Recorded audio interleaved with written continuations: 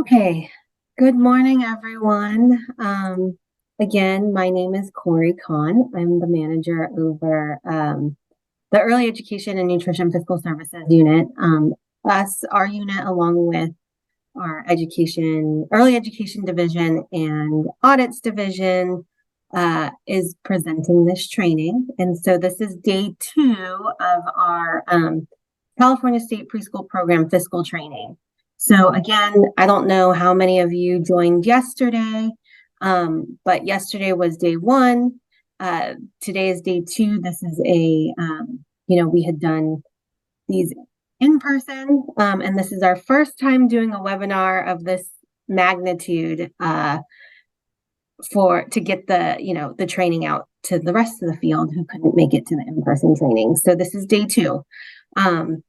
I'm gonna, like I did yesterday, I'm gonna start by going over the agenda on what we plan to do and how we plan to handle today.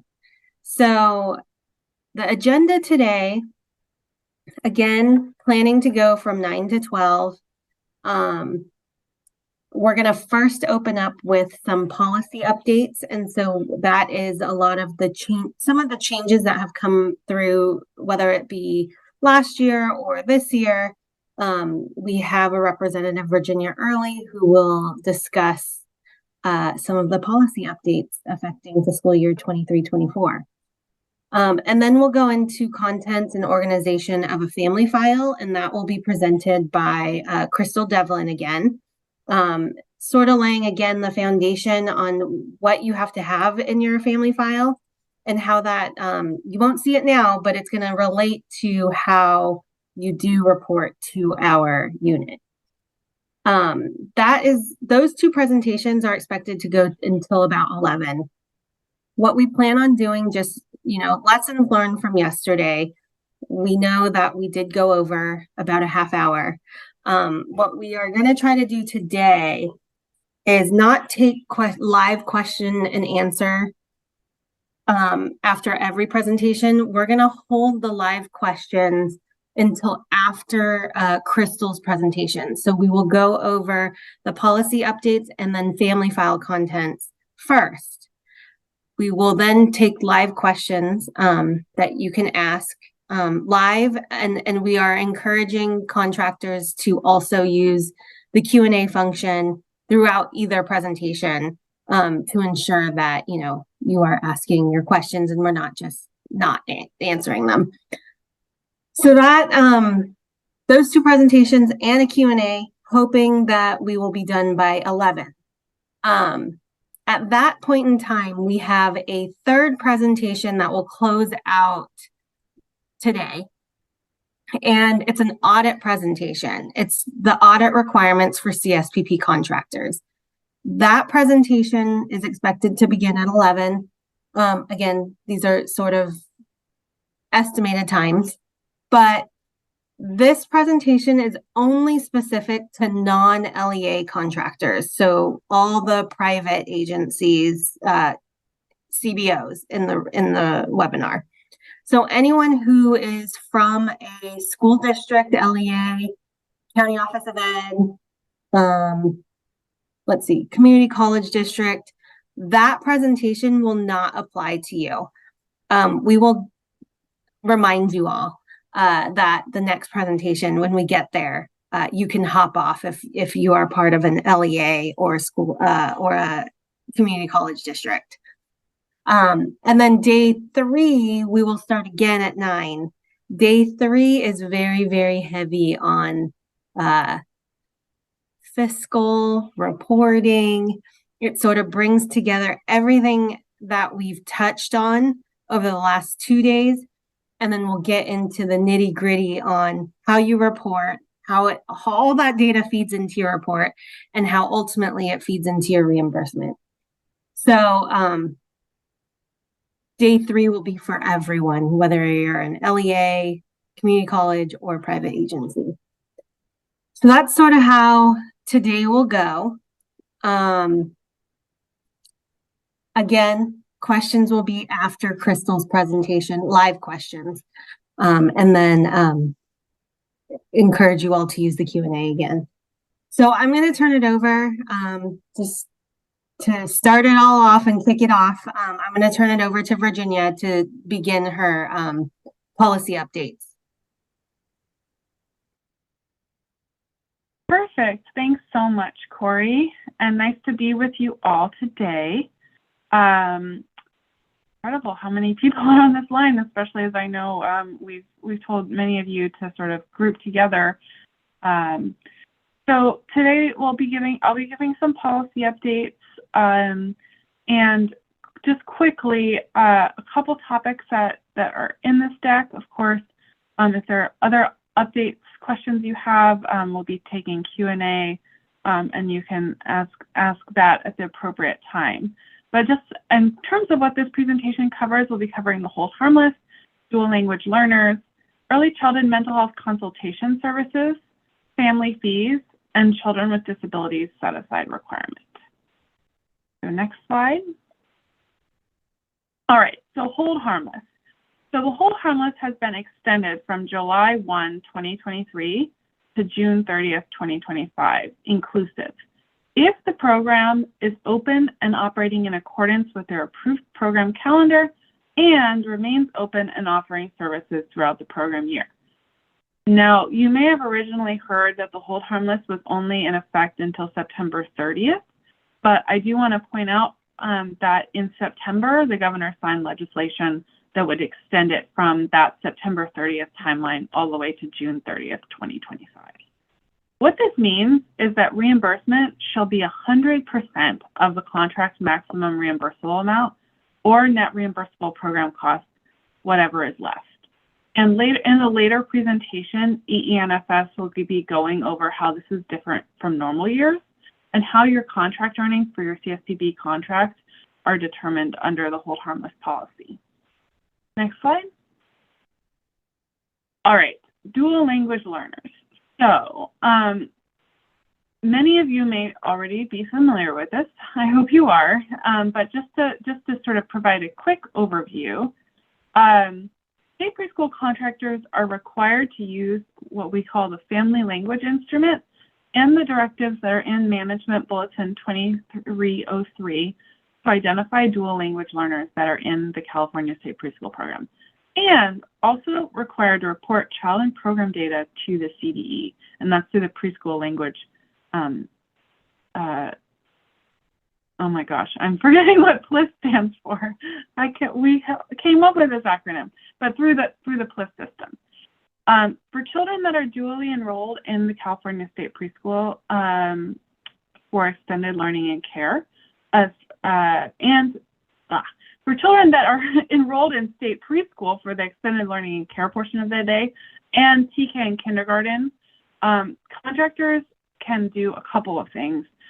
They can either conduct the family language instrument to determine DLL status, or they can use the child's designation as an English learner through the state assessment for English language proficiency, and that's what's used in the K-12 system.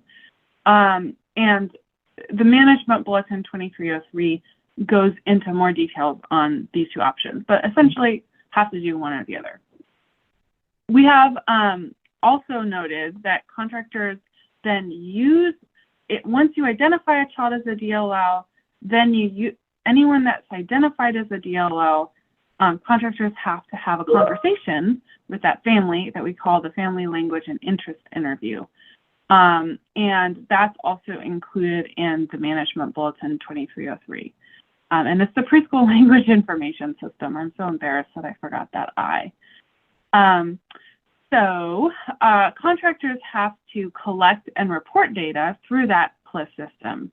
And this includes dual language learner status for children, language characteristics of preschool programs, and language composition of program staff.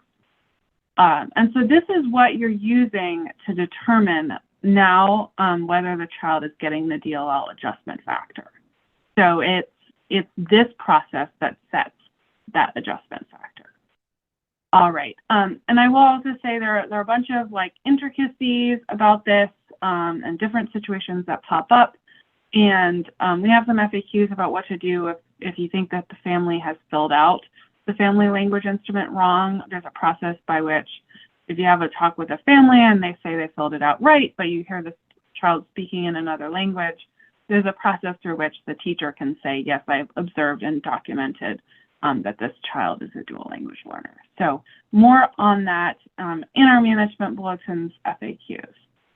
Next slide. So early childhood mental health consultation services with an extremely long acronym, ECMHCS. So basically what this is support for providers, parents, legal guardians, and caregivers to create trauma-informed, proactive, inclusive environments that respond effectively to all children.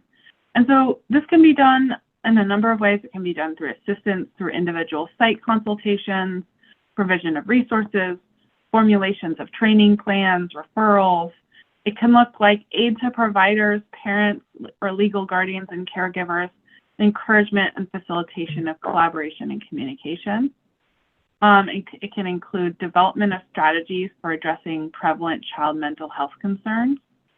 If there's a child that's exhibiting persistent and serious behaviors, it can include support with the pursuit and documentation of reasonable steps to maintain the child's safe participation in the program.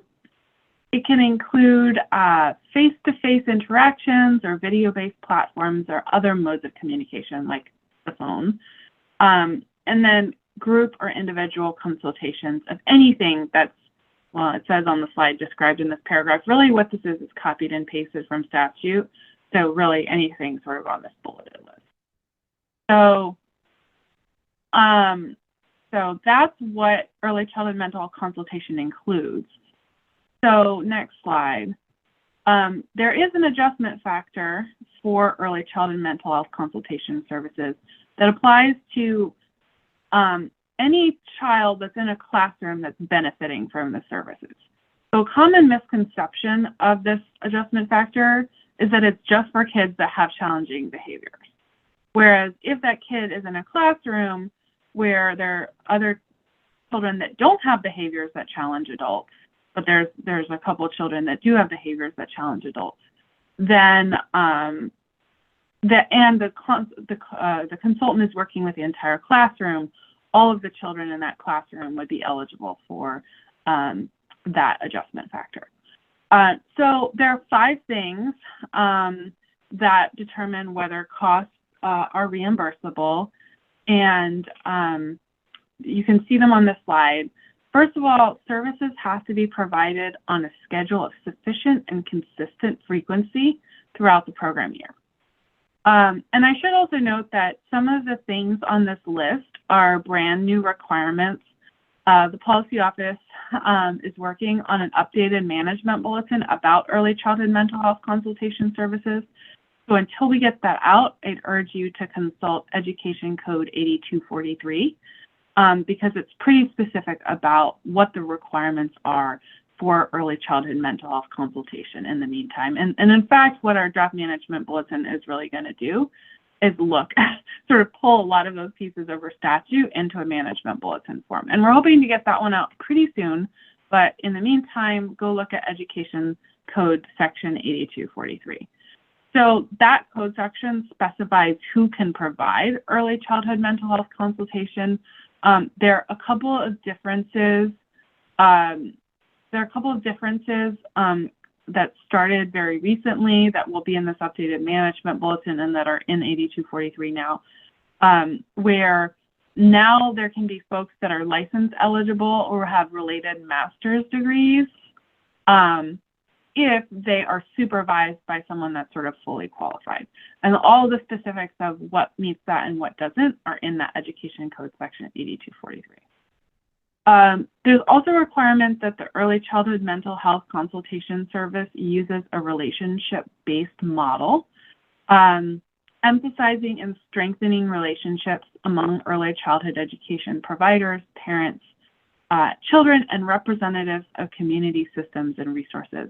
And that also integrates reflective practice into the on-site consultation model. And the model has to include 3 things. But also can include things beyond that. So at least twice a year, that has to conduct an early care and education setting-based mental health assessments. And one example of this is the Climate of Healthy Interactions for Learning and Development, or the CHILD assessment, or another appropriate instrument. There has to be record keeping that adequately documents all consultation activities. And if you're trying to frantically grab notes on this, this is just all in Education Code 8243. So you can go to that statute and find everything that I'm telling you here. There has to be record keeping that adequately documents all consultation activities. And then also with consent of parents and guardians, there has to be at least one screening of each enrolled child for adverse childhood experiences and screening for buffering factors such as resilience. So those are a couple of things there. As soon as, within the first 30 days upon hire or start of a consultation service, the agency that is sort of hiring them or starting the consultant has to ensure that a consultant has some specific required trainings. There are 4 specific training categories: one on California law and professional ethics for early childhood mental health consultation, child abuse and neglect mandated reporting laws, best practices and foundations of early childhood mental health consultation, and then all relevant laws and regulations regarding state and federal child care programs. Again, if you're trying to frantically take notes on that, it's all in 8243. You can sort of print that out and take a deep look at it.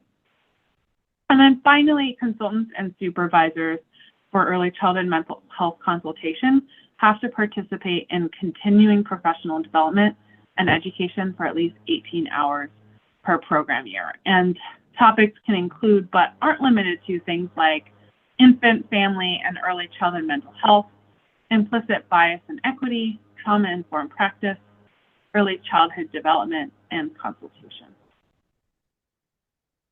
So, family fees.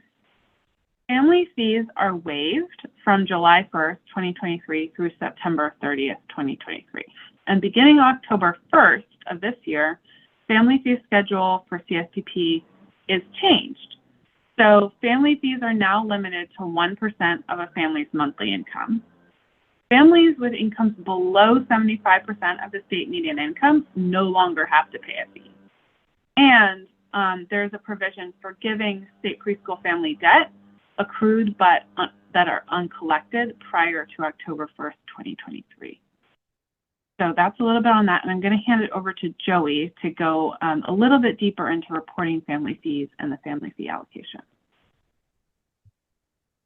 Thank you, Virginia.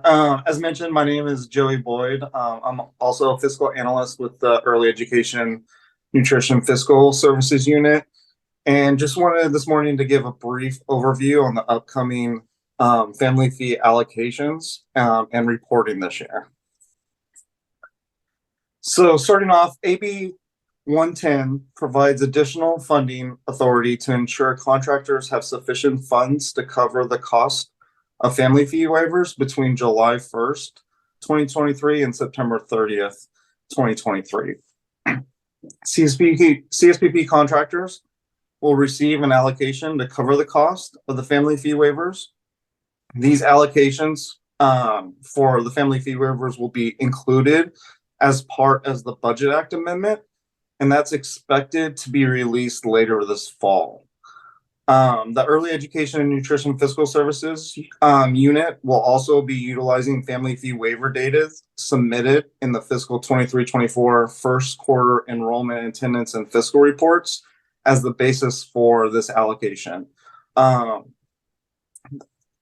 The CPARES enrollment, attendance, and fiscal reports have been updated to include lines to report family fee waivers waived July 1st, 2023 through September 30th, 2023, and family fees collected October 1st, 2023 through the remainder of the fiscal year, June 30th, 2024. Contractors will report the amount of family fees waived between July 1st, 2023 and September 2023, and the amount of family fees collected between October 1st, 2023 and June 30th, 2024 on the applicable lines on the enrollment, attendance, and fiscal reports that you're submitting to us in CPARIS.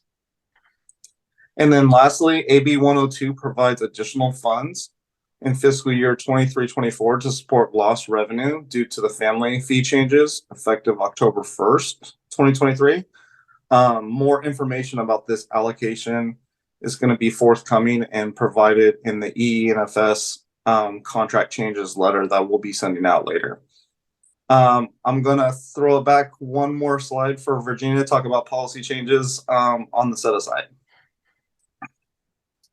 Perfect. Thanks so much. So now we're going to talk about the funded enrollment set aside for children with disabilities. So the previous timeline for the set aside for serving children with disabilities was originally that we're supposed to have 7.5% of funded enrollment reserved for children with disabilities this year.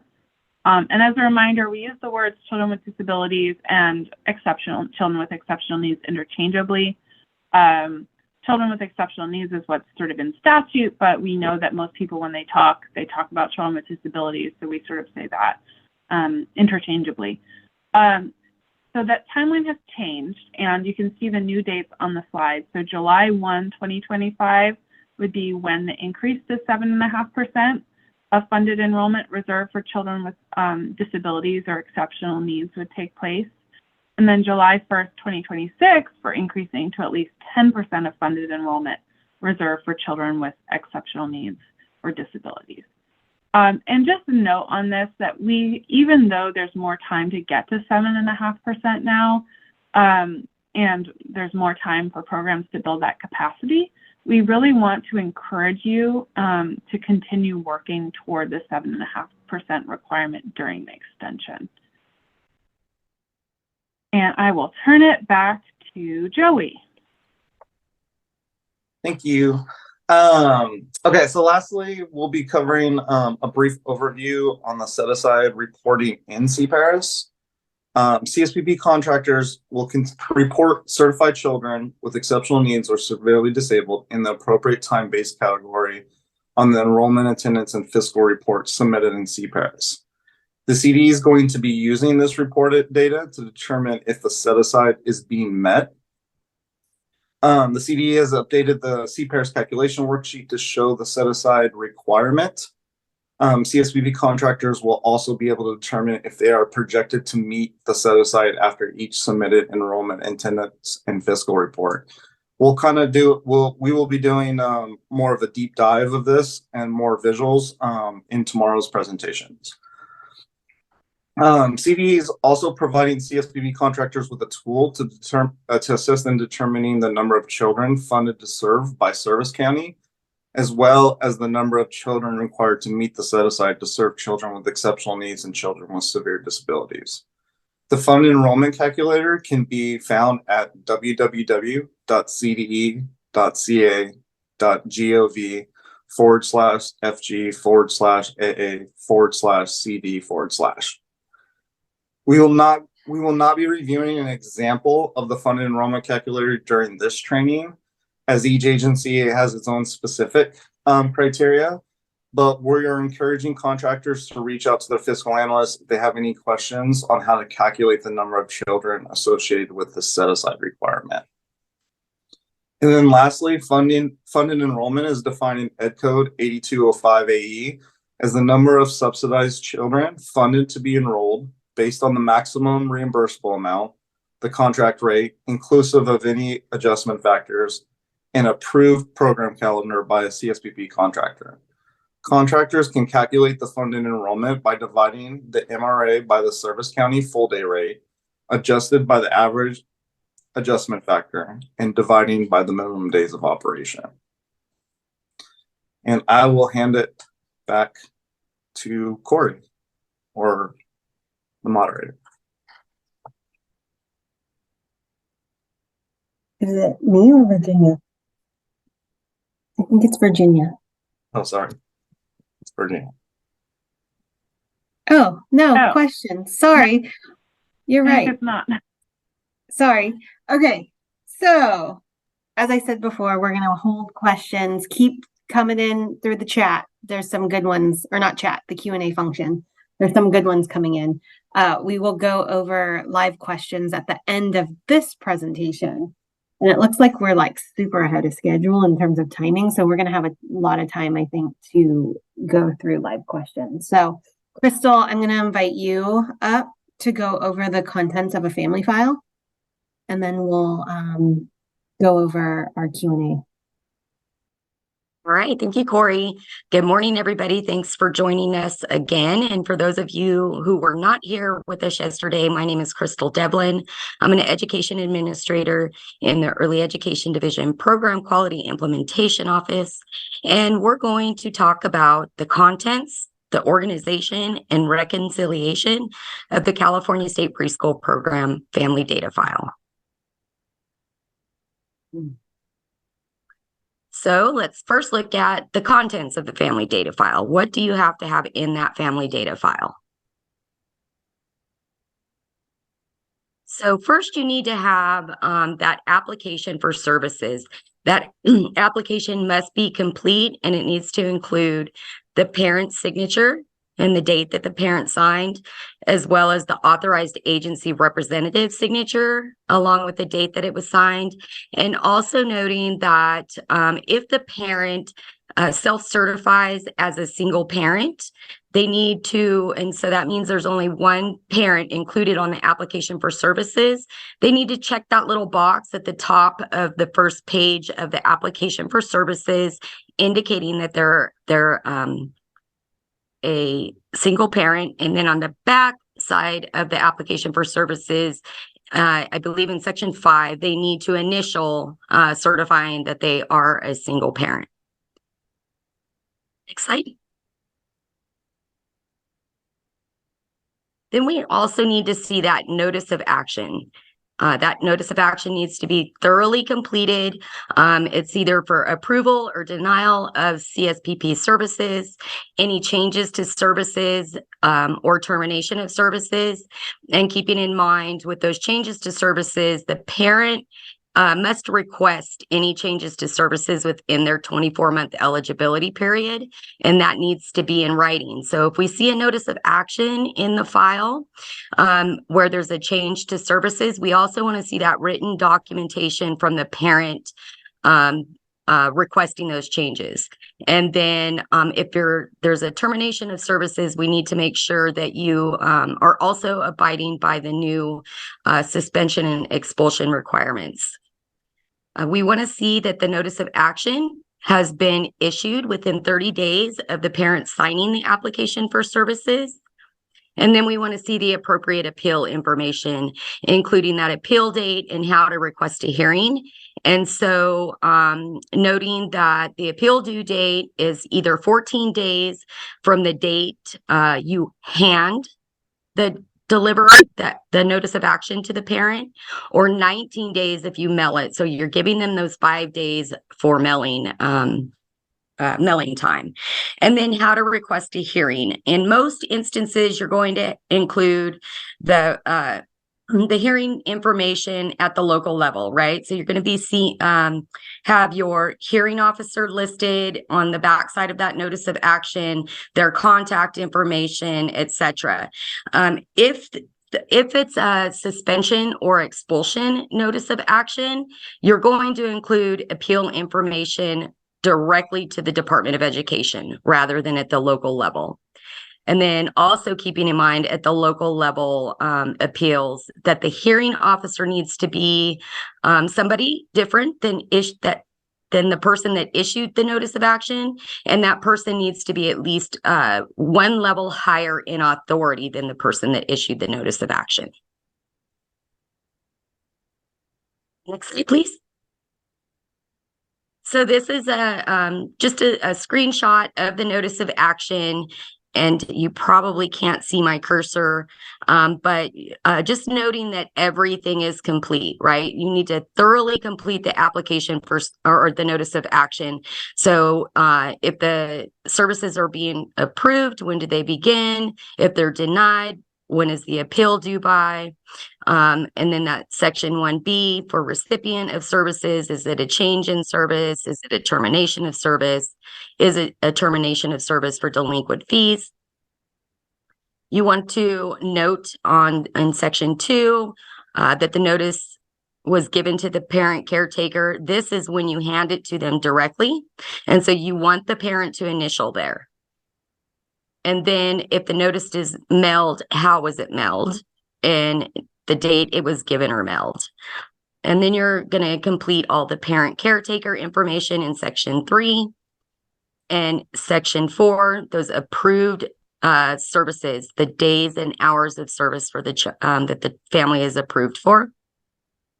In section 5, what is the basis for the family eligibility for services? And then for our full day state preschool, section 6, what is their basis for need?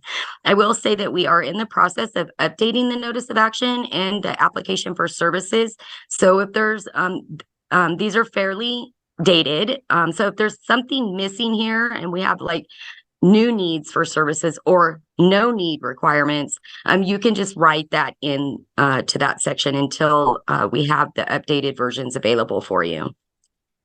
Then in section 7, you're going to give specific reasons for any action that you're taking. The approval for services, if the services are denied, what's the change in service? What's the reason for the termination of services? And then, oh, hold on one second. I can't see my screen really well. The bottom part of that, for some reason, this is like too large. Bear with me, please. That's not going to work. Okay. So then going to the second page of the notice of action, that first section there is for the parent to write their appeal, right? Why are they appealing? Why do they disagree with any action that the contractor is taking?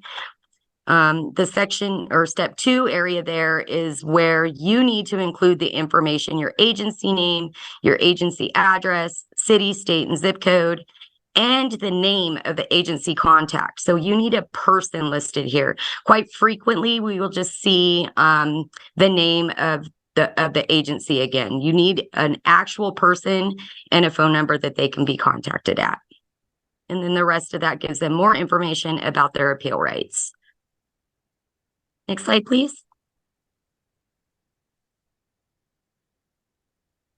Okay, next we need to see in the family data file the documentation of family size. So we want to see records of birth for all children included in the family size, which is typically a birth certificate. However, if the parent does not have a copy of the child's birth certificate, any documentation that shows the relationship of the child to the parent can be accepted. And you need to verify, right? Look at that and make sure that it clearly indicates the relationship of the child to that parent. And then also, as I spoke about a little bit ago, the self-certification as a single parent, if applicable, because of course the parents are included in the family size if they are the actual parent or adoptive parent. But if it's a single parent, make sure that box for single parent caretaker in section 1 on the application for services has been checked. And then initial item 1 in section 5 on the back side of the application for services, which is the certification and signature of parent caretaker of the application for on the application for services. Next slide, please. Okay, I really have to fix my screen here. I'm so sorry.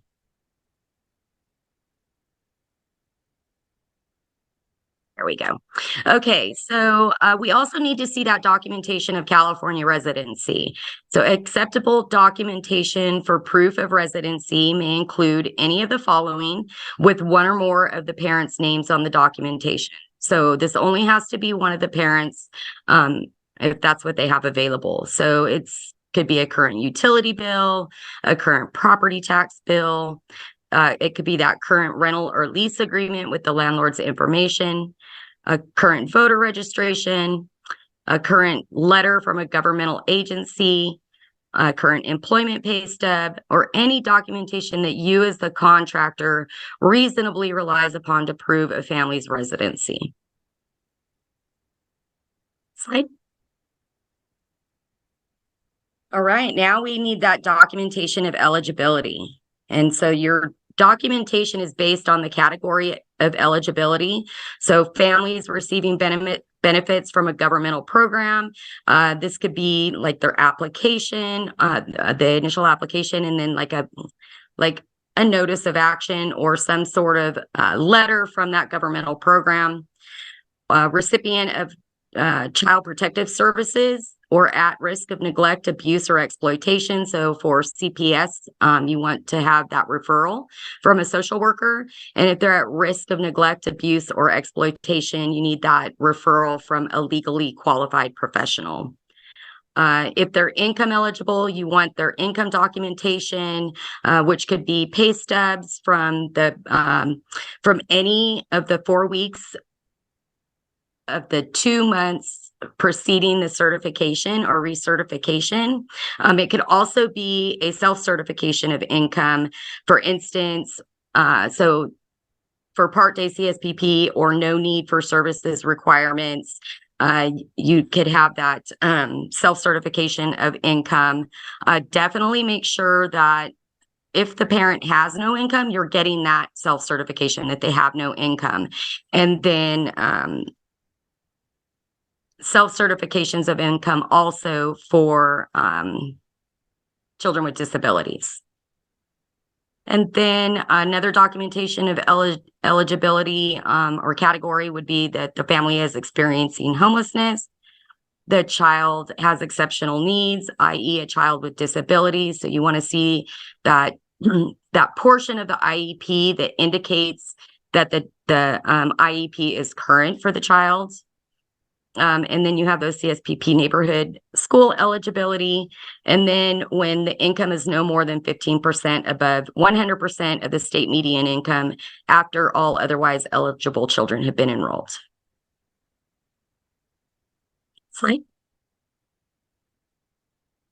So we also need to see that income calculation worksheet in every family data file.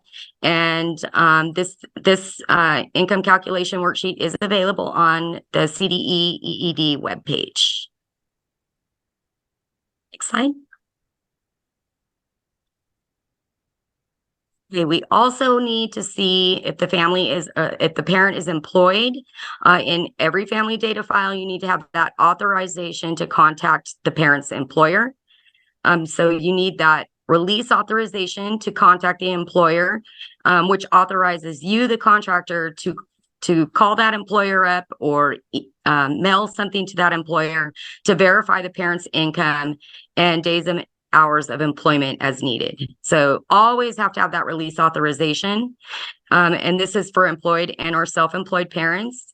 And then when the parent's income documentation doesn't include the parent's days and hours of employment, then you need to contact the employer to verify the days and hours of employment in order to certify the family's need for services. Next slide, please. Okay, so documentation of need for full day state preschool programs, and this does not apply if you only provide part day state preschool program services. Again, this is the type of documentation is based on the category of need. So the child may be a recipient of CPS or may be at risk of neglect, abuse, or exploitation. The documentation of the parent's employment or self-employment. Documentation of seeking employment, which is a written declaration from the parent that is, gives you an idea of their plan for seeking employment and when they will be seeking, the days and hours that they will be seeking employment. The family is experiencing homelessness, which could be a referral from a shelter, could also be a self-certification. Same with seeking permanent housing. And if they're seeking permanent housing, you want that documentation, a written declaration from the parent of what their plan is to seek permanent housing. There can be the parent enrollment in an educational program or vocational training, the parental incapacitation, which you need written documentation from the parent's physician. And then again, CSPP neighborhood school eligibility, you need to verify that they're within the boundaries of that school and you have been approved as an FRPM site or free and reduced price meal site.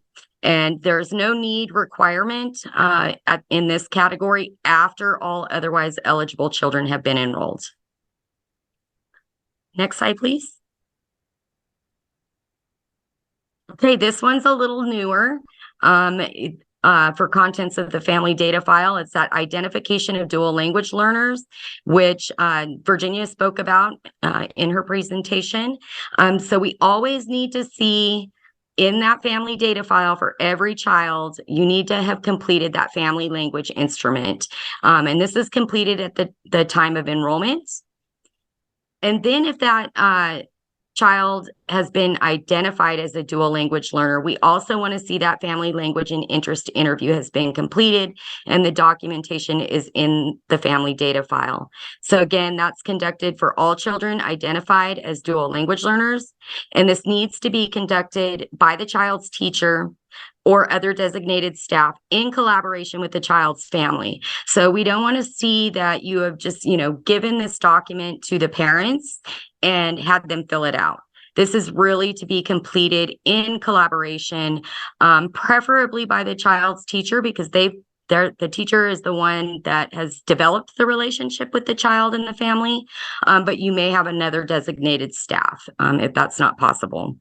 And you can learn more about the identification of dual language learners in Management Bulletin 23-03, which is accessible at https://www.cde.gov/SP/MB2303.ASP.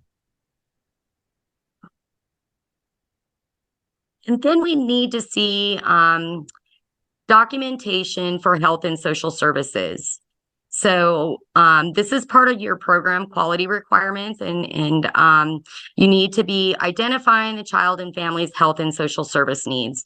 And this quite frequently what we see and is useful for all three of these components, the identification, the referrals, and follow-up, we'll see a form, and the form has a variety of things where you're asking the family if they have health and social service needs and they need referrals for food or healthcare or housing or a variety of things, and then the parents can check them off. And you might also include other, right, where the parent might identify something else that's not on that form.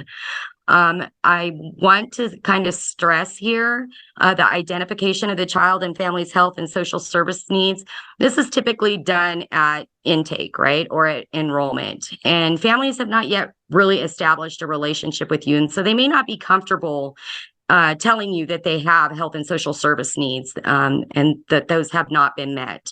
And so I recommend that you also have a family resource center or something to that effect, where you put this document and parents, as they start to establish those relationships with either your intake staff or your enrollment staff or their teacher, they might come to you later with some identification of their health and social service needs.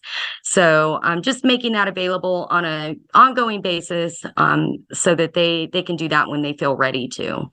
And then if on that form you have identified that there is a health and social service need, we want to see that you've made a referral to any of the community resources based on those identified health and social service needs. Excuse me. And go back, please. Thank you. And so after that referral, give it a little bit of time, a couple weeks, depending on what the referral is specifically for. It might be a little bit longer, but follow up with that family and document it, that you followed up with them to ensure that their health and social service needs have been met. And if those needs have not been met, possibly, providing another referral.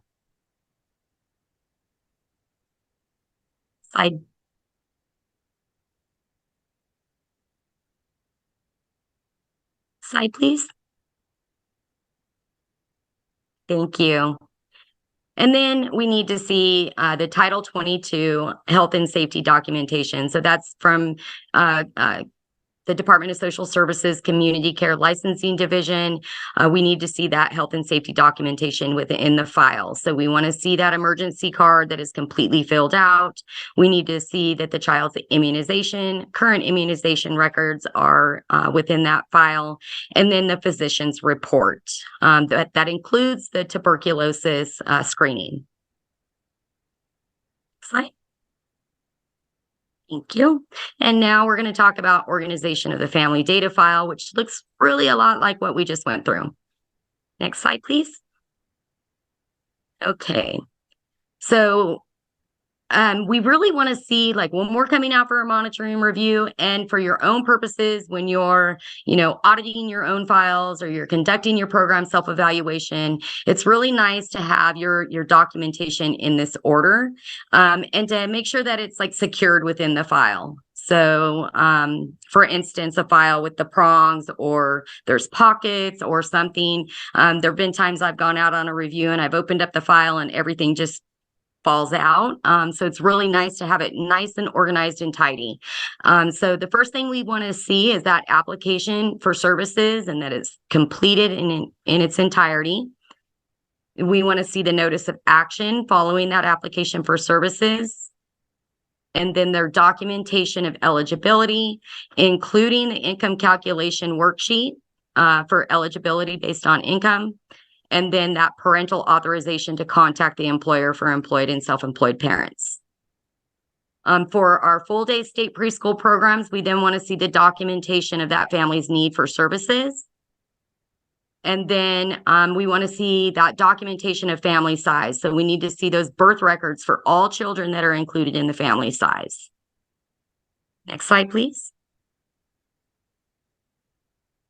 Sixth, we want to see that documentation of California residency. And then we want to see that family language instrument. And then if applicable, we want to see that family language and interest to interview. We want to see that Title 22 health and safety information. And then we want to see that health and social services documentation, the identification, referral, and follow-up as applicable for health and social services. Okay. All right. Reconciliation of the family data file. So periodically, it's really recommended that you review a random sampling of family data files to ensure that all the required documentation is present, all forms such as the application for services and notice of action have been fully and accurately completed.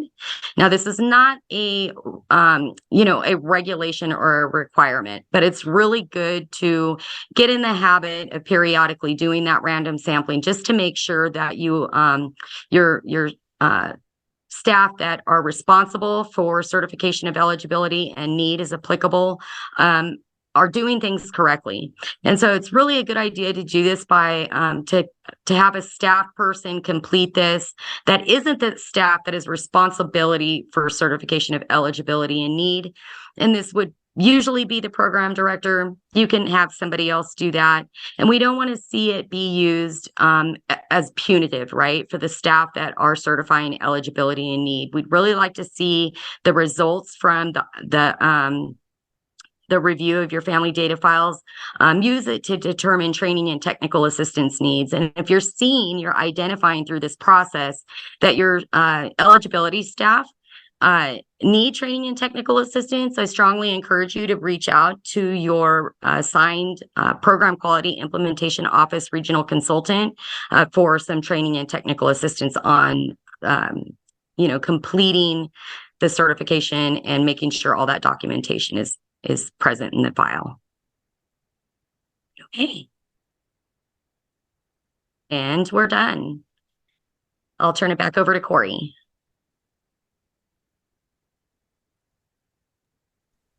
So I think we're going to take, I know yesterday people wanted a break, so we're going to take just a 5-minute break, and then we'll take a live Q&A at 9:56.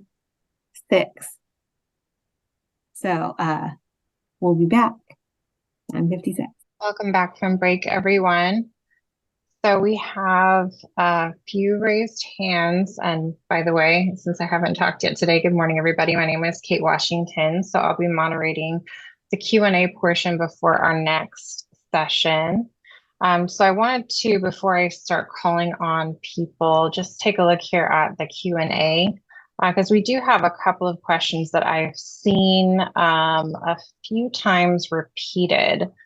So one of the questions was whether or not the notice of action can be emailed. Crystal, is that something that you can answer? I'm going to call on you to hop on and answer that if you would. Sure. Yes, the notice of action can be emailed, but it's strongly recommended that you, when you email that, you include that you want a receipt of delivery, and then you also want to do a read receipt, right? So the parent, when they read it, they indicate that they have read the notice of action or read that email. Perfect. And thank you for that. In the same kind of vein of a question for you, Crystal, there's a question here. Do you need to mail the notice of action with a tracking number? Is that required? Would strongly encourage it. You want to make sure that the family receives it. So yes, you should do that. Perfect. All right, I'm just gonna, and Crystal, you might just want to stay on because I'm just gonna go down the list of all the questions that we had as you were speaking. So we had a question about the notice of action. Let's see here. It says issued with 30 days of parent signing for application. If the parent asks about the services, do we need to issue notice of action? And also, what should it say on notice of action? I'm not sure I understand that question. Sorry, as I was reading it. Do you? Yes, I do. I read it, Okay. and I was actually going to ask to speak to this a little bit anyway. So a notice of action is only completed and given to the parent once they have completed an application for services, and you're either certifying or denying services, or when there's been a change in services and they're already enrolled, right? So when a parent comes in to inquire about services, you're not completing that application for services right on the spot, because you need to provide information to the families, let them know what documentation they need to bring to you, kind of do like an intake with them. And then once they say, okay, I'm ready to enroll my child in state preschool, then you complete the application for services, preferably with the parent. If the parent takes the application for services and completes it on their own, you're going to want to make sure that they've completed everything accurately on that application for services. Then once the parent has signed that application for services, you, the contractor, or your authorized representative, has 30 days to either approve or disapprove the services or the change in services. And then you issue that notice of action. It doesn't have to be 30 days. It could be a couple of days, but within 30 days. So do not issue a notice of action if that family has not completed an application for services. Hope that answers your question. We also had a question here about asking you to repeat the mailing versus handing them the notice of action that you were talking about. What is the days, the timeframes for that? So when you provide the appeal rights and you're handing that notice of action for services to the parent, directly giving it to them, you give them 14 days from the date you gave them that notice of action to appeal. So you want to make sure that you include that appeal date is 14 days from the date you gave them. If you mail the notice of action to the families, you're giving them 5 additional days because of the time it takes to mail the mail to be delivered to the parent. So then you give them 19 days from the date that you mailed the notice of action. There's a question about when documents are sent electronically, let's say through like a parent portal. Is there a way to, or how should they document that on the notice of action that was sent electronically?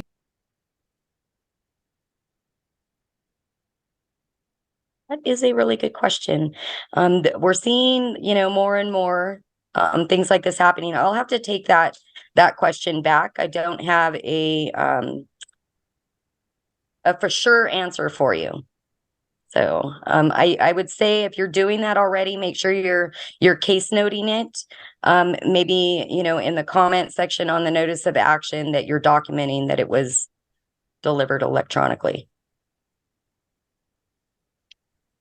Okay, so we have a question here about updated forms such as self-employment verification, seeking employment plan, employment verification, etc. Are there plans to update those forms?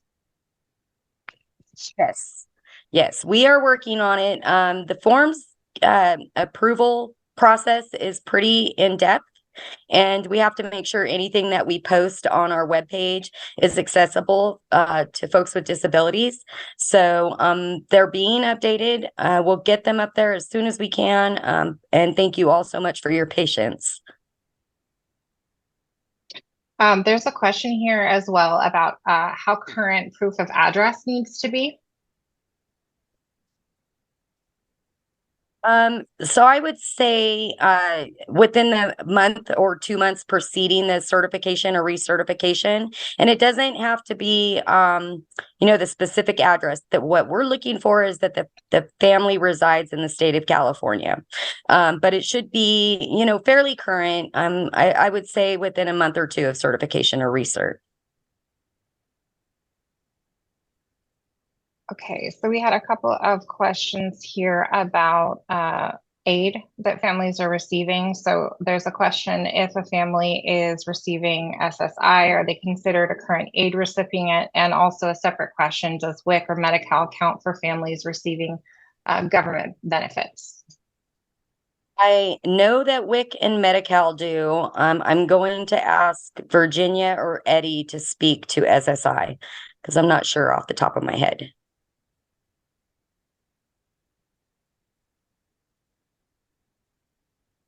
Is the question whether SSI counts as a means-tested government program for purposes of? I don't think that that's specifically called out in the management bulletin. Let me take a look. No, and I'm rereading this question. I just found it, and it says, does that mean they're considered a current aid recipient? So that would be no, because that's like CalWORKs, correct, Virginia? Yeah, Recipient. so there are still ways to, yeah, I mean, I think there's the current aid recipient and there's the means tested government programs, and if you're in CalWORKs, you come in under either one.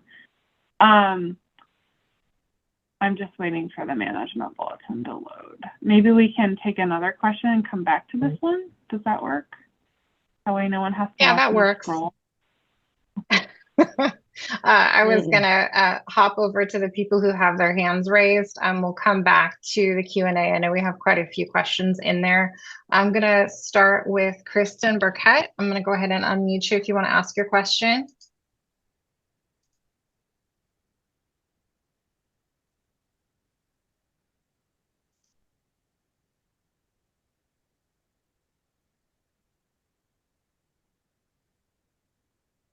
Sorry, I didn't realize my hand was raised.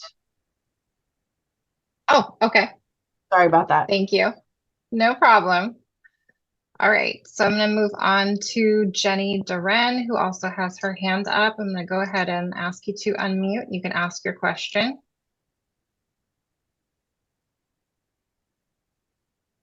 I don't have a question. I pushed that by mistake. Okay. Well, these are easy. All right. Moving on to Susan. Apologize to Lebian. I'm not sure how to say your last name. I'm going to unmute you.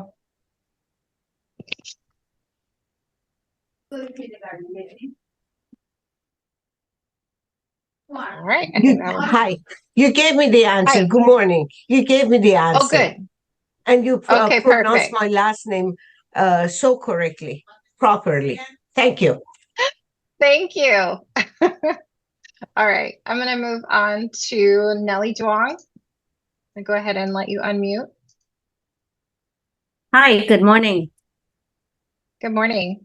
My question is right now, our agency is using the online for all the documentation. So our family data file will be online. So when the audit's gonna come, so are we gonna printing everything out and it would not consider a original like 9600 NOAA and all the documentation we have to print it from the file, online file? Would that be acceptable?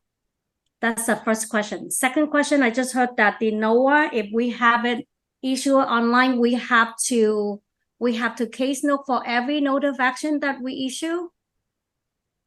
I would strongly encourage that you case note anything that is not, like usual.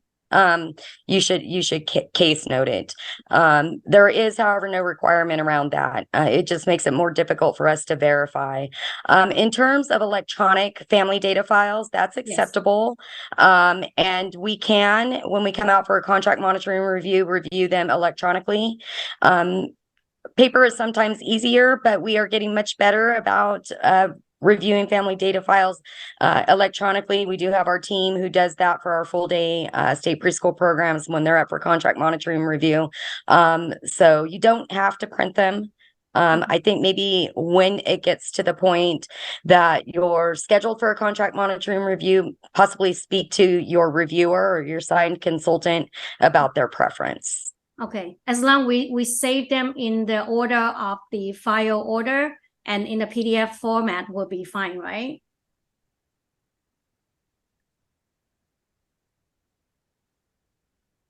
Hello? I'm sorry, I said yes. Okay, thank you. Appreciate that. You're welcome. Okay, so I'm going to move on to Girls Club of Los Angeles. You can go ahead and unmute yourself and ask your question.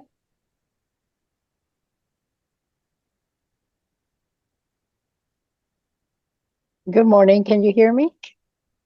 Yes, we can. Okay, thank you. My name is Leticia Juarez. I'm at the Girls Club of Los Angeles. I just have a question regarding the notice of action, the number one or section 1A. When we approve services, we usually put the date the services begin, and we also put the 14 days under the appeals due by under denied. Do we need to do that, or does this applies to services denied?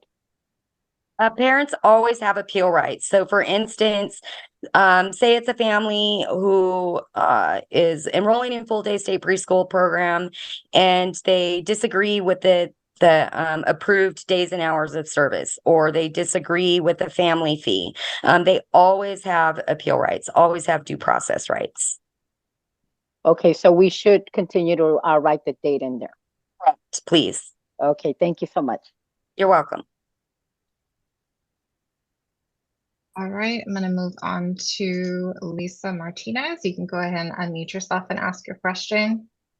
Good morning. I have questions regarding full day CSPP and documentation in family file.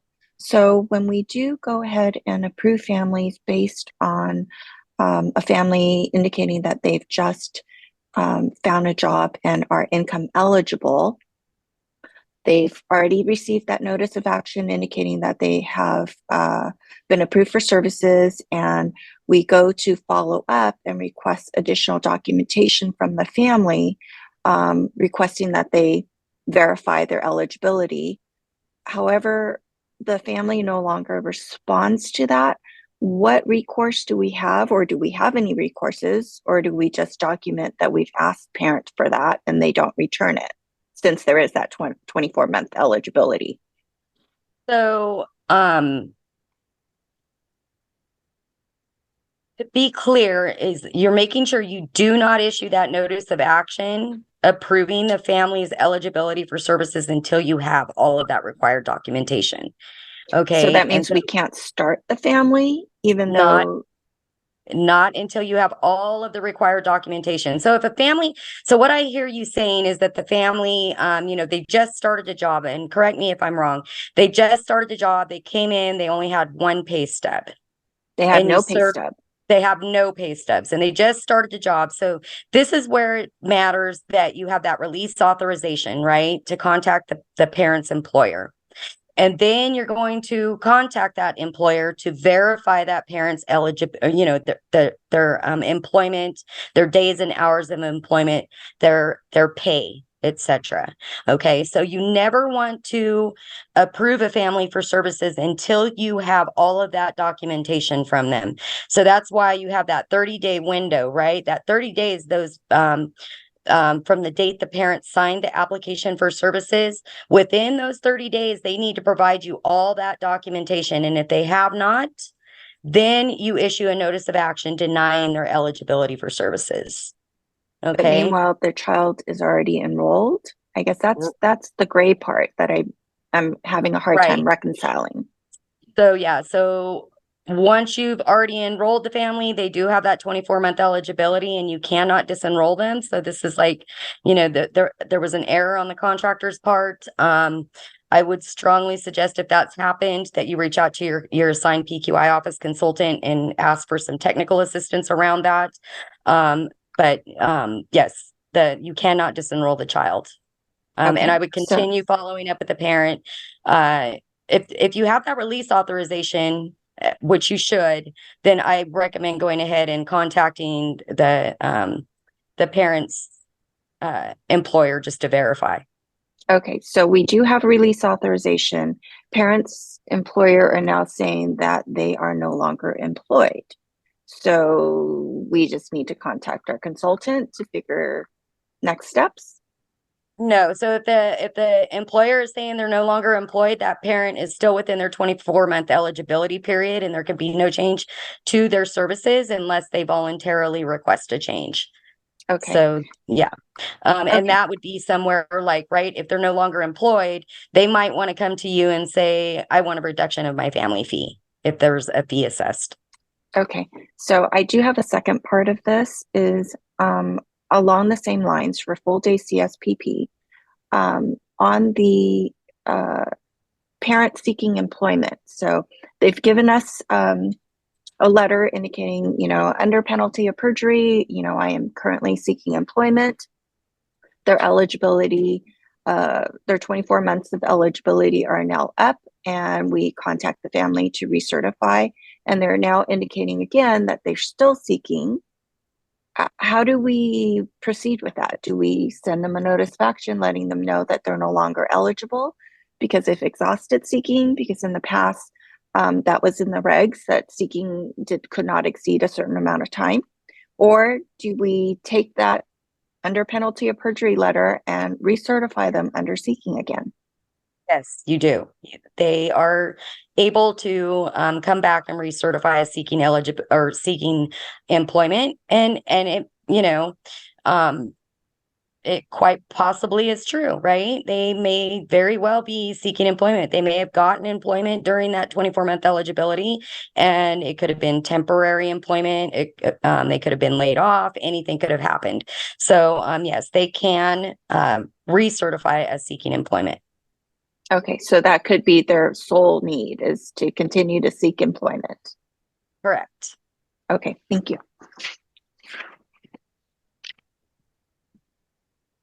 All right, I'm going to move on to the next person who has their hand raised. It looks like that is Angelica Alvarez. You can go ahead and unmute yourself and ask your question.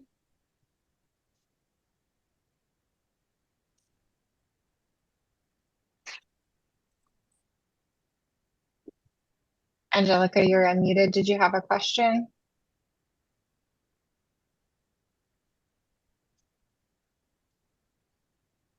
right, looks like she might be having technical difficulties. Move on to Sabria Pedretti. You can go ahead and unmute yourself. Hi, thank you. My question relates back to the mental health consultant piece. Under section the 8243, if you go down below into subsection lowercase b, item 4, and then there's a comment that says after 30 days of the consultant starting, that they have to meet these requirements of training with California law and professional ethics, contemporary professional ethics, therapeutical clinical practices. Where are those trainings listed? Like, how do we know what complies with that to make sure that the consultant we hire meets those?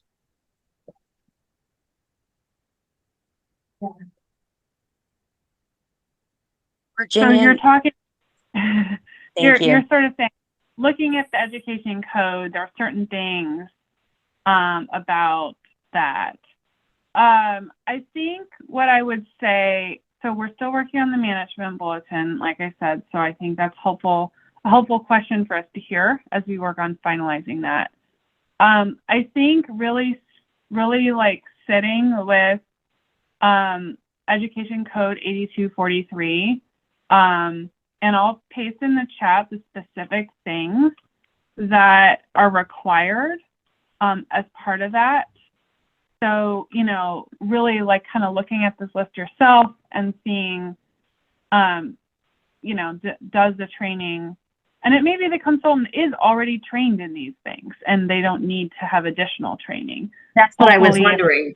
Yeah, because it says hopefully within the first 30 days upon hire, provider ensures that the consultant is trained.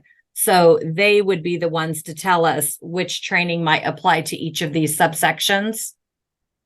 Yeah, I mean, and I think obviously you'll want to take a look at it yourself. I mean, if they're trying to say something that seems like really tangential applies, you'll want to sort of say, does that pass the sniff test from my perspective? Okay. But yeah, I mean, I think, you know, we haven't developed regulations on this, and depending on how, you know, the monitoring goes, like there may be additional things in the future, but for now, I think follow what's here in the statute as best as you can. Yeah.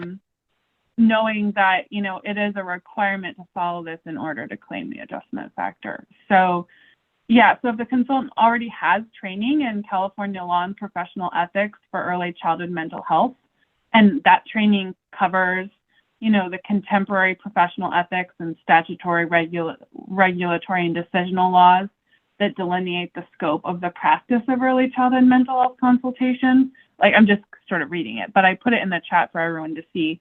If they have that confidentiality as it pertains to minors, I would assume that anyone setting up shop as an early childhood mental health consultant, I would hope that they have that.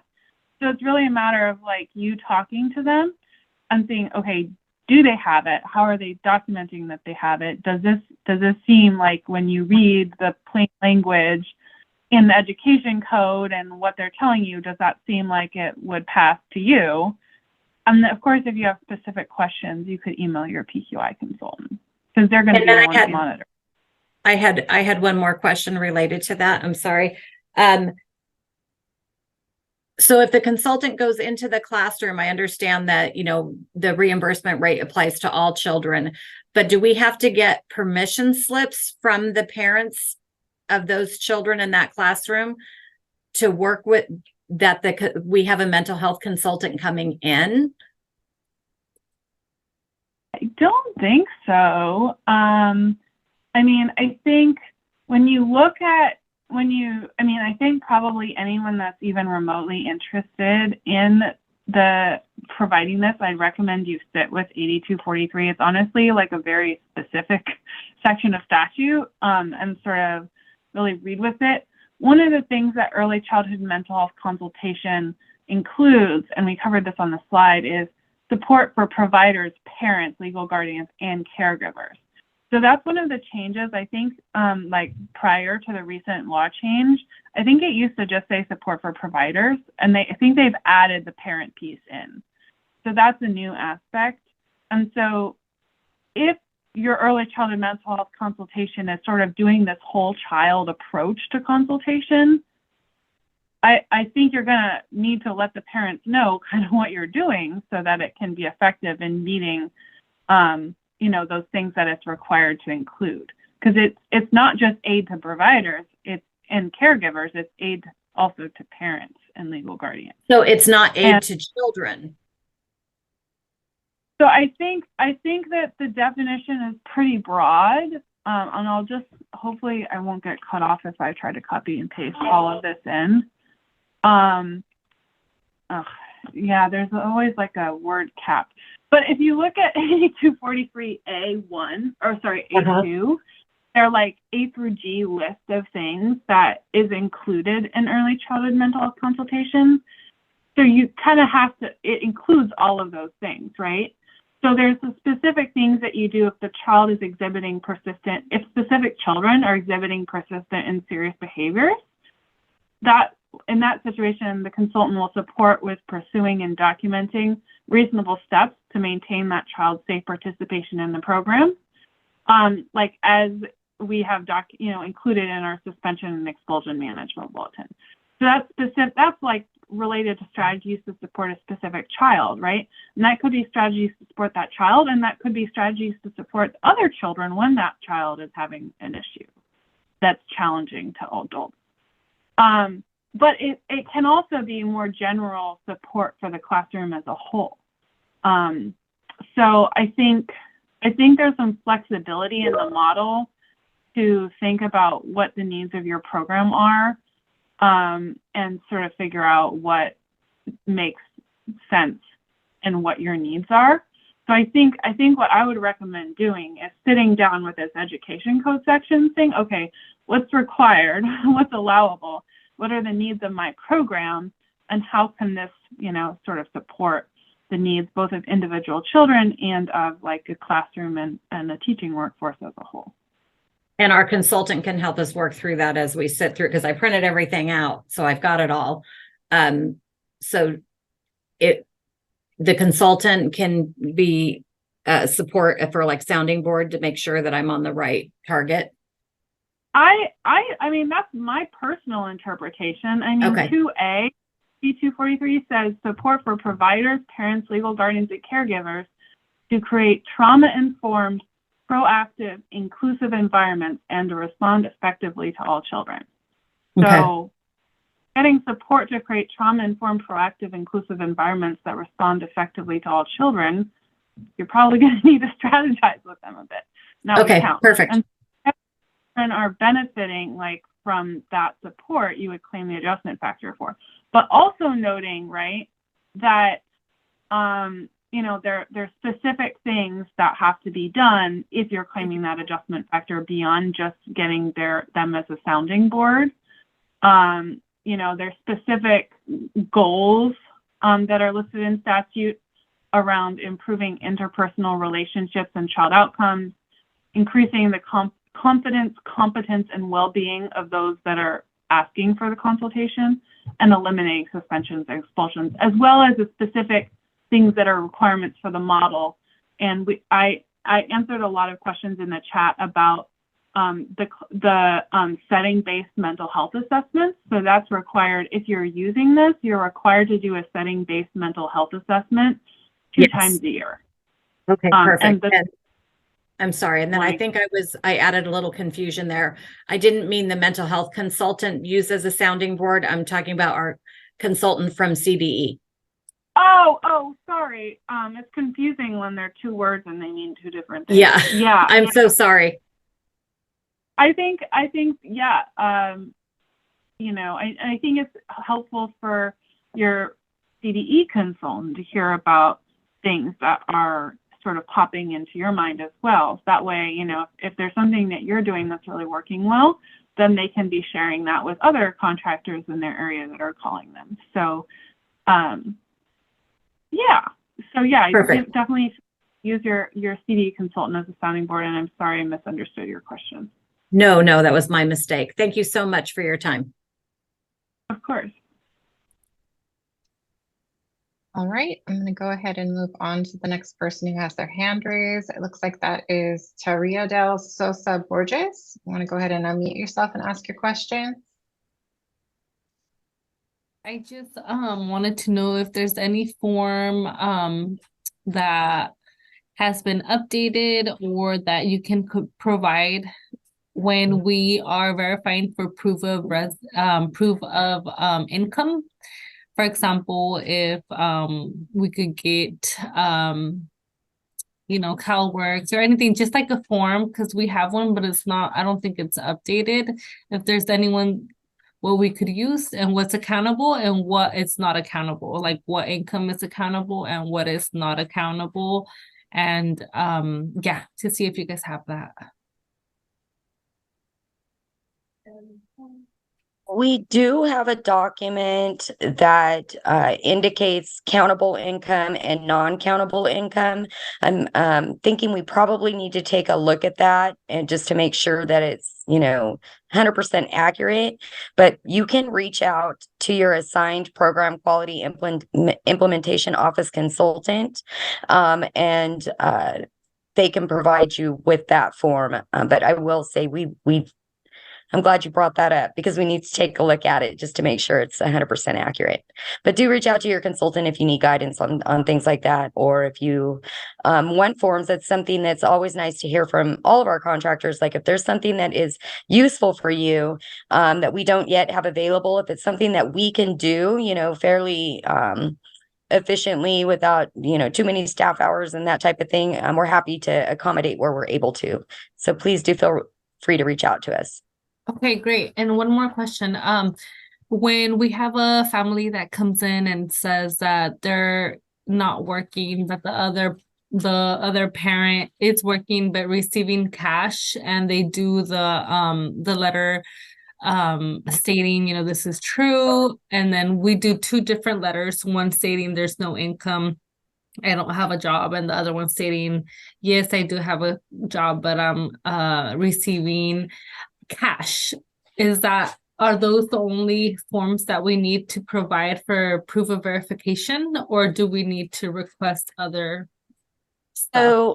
So if the parent is employed and saying they're receiving cash, again, you need that release authorization from the parent, but the parent can also not authorize you to contact their employer if there might be, there might be a negative effect on the parent, right? They don't want you to contact the employer because of they're afraid they'll lose their employment or what have you. But you need that that statement from the parent saying that, and then you could do a self-certification of income. Okay, great, thank you. And what if we have we have parents that are students and they say that they do not have any income whatsoever, but they have money that when they were in their country, they may be from China or other places, and they say we have a fund in our bank that when we came, that's the money that we're pulling from.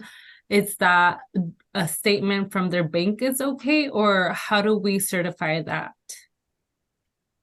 I'm going to ask you to contact your assigned consultant. I'm not really sure off the top of my head, but if you reach out to your assigned consultant and ask them if either they know the answer or if they can, work with our team to come up with the answer for that.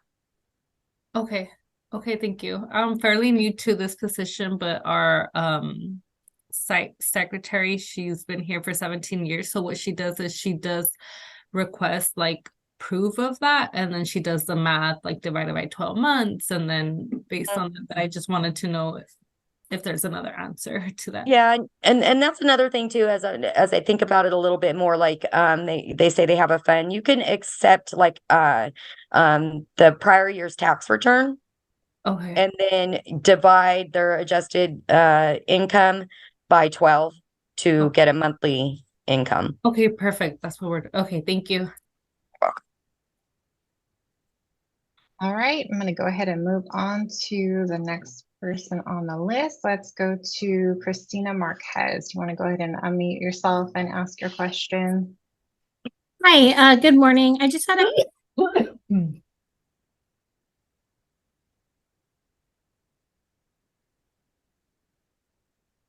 Can you hear me?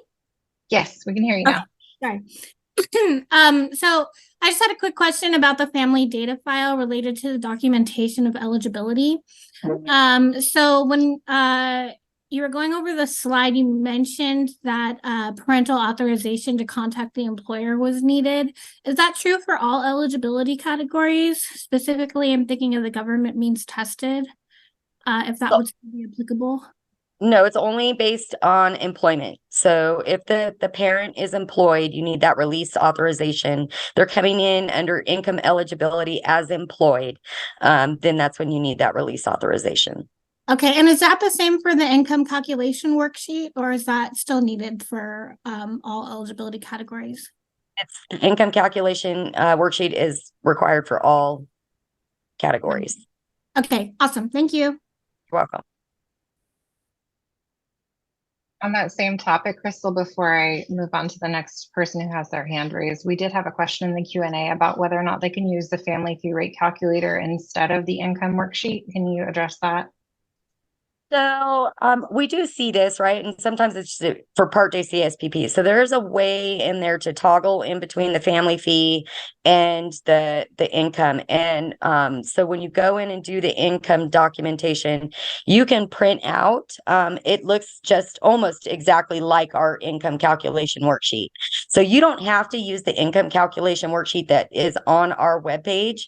You just need to make sure you have some sort of income calculation worksheet that shows us how you determined the family's monthly income. Okay, so yes, you can use that, but you should print that out and have a copy of it in the family data file.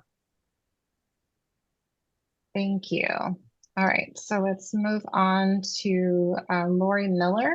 And go ahead and unmute yourself and ask your question.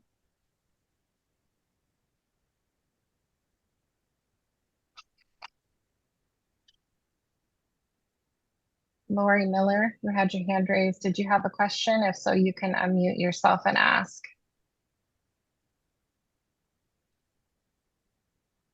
Okay, move on to the next person. Linda Lido, go ahead and unmute yourself and ask your question. Hi, good morning. I have two questions. One of the question was regarding about a written request if there's any changes that a family likes to make to their service. If a family is requesting to change their schedule, and if they're sending us an updated employment verification, well, the backstory is that they'll call us and say, I would like to request to increase my hours, and we would do our screening and then provide them the updated employment verification form. And then is that like enough documentation when they submit the updated employment verification form instead of actually writing us an email or sending us a letter to say, I would like to increase my hours, or do we need both of the documentation? You always have to have that written request from the parent requesting a change to their services. That's what's in regulation. So yes, you have to have that. So they'll need to write written request or email, let us know that.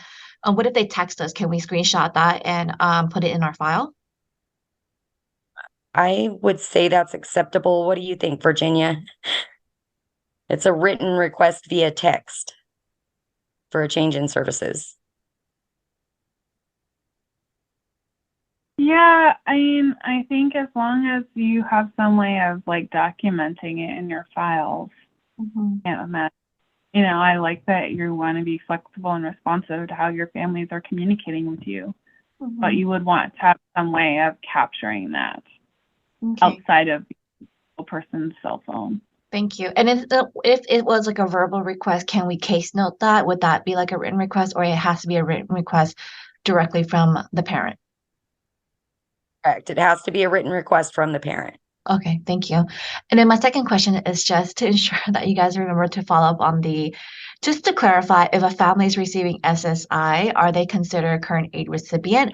Not to say that SSI is part of the government tested program, but it's not. But I was wondering if a family who's a recipient of SSI, can we qualify them? Are they eligible through current aid recipient?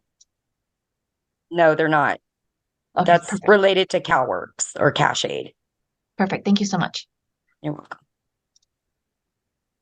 All right, Crystal, we had a couple of questions related to Part Day.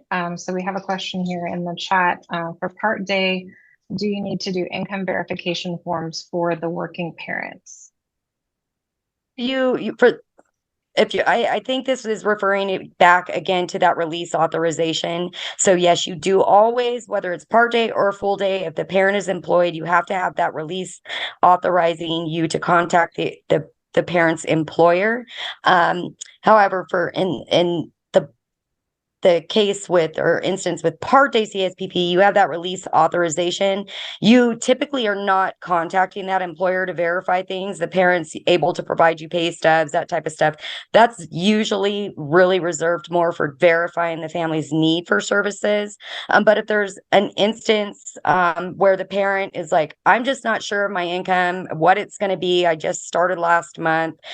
So they're not able to provide you with a self-certification of income, then you would contact that employer to determine what the parent is going to be earning. Thank you. All right, so I'm going to go ahead and move on to the people who have their hands raised. Again, we have, let's see, M. Carmen Serrano. Do you want to go ahead and unmute yourself and ask your question? Hi, I'm fairly new to the program as a fiscal officer, and I just started reading a lot about the family fees. It started in September. Do we have to go and charge these family fees, or can we decide to waive them to the end of the year for the parents that are already enrolled? So the management bulletin around family fees specifically says, and this is the rare instance where you're within that 24-month eligibility and that you make a change. It does say that you have to go back and assess family fees based on the current fee schedule and assess those fees and bill the families for those fees. Sometimes we see programs like LEAs or other programs that might receive some external funding where they go ahead and cover the family fee. But yes, the management bulletin, and I can't remember the name or the number of it off the top of my head, but it does very specifically say that you have to assess family fees effective October 1st and use that fee schedule to notify the families of the fee and that it will start being due and payable. You said that it can be waived with other programs. Could that be part Head Start could use that to cover it? I'm not really sure about Head Start, and I'm just from what I know is a practice is like sometimes the LEA will use their own funding to cover the family fee, or you might receive a grant from an external community partner or something like that ends up covering the family fees. I don't think you can use Head Start funds. I think that's for Head Start children only. I would speak to your Head Start folks about that. Okay, thank you. You're welcome. All right, I'm going to go ahead and move on to the next person who has their hand raised. Michelle Boswell, do you want to unmute yourself and ask your question?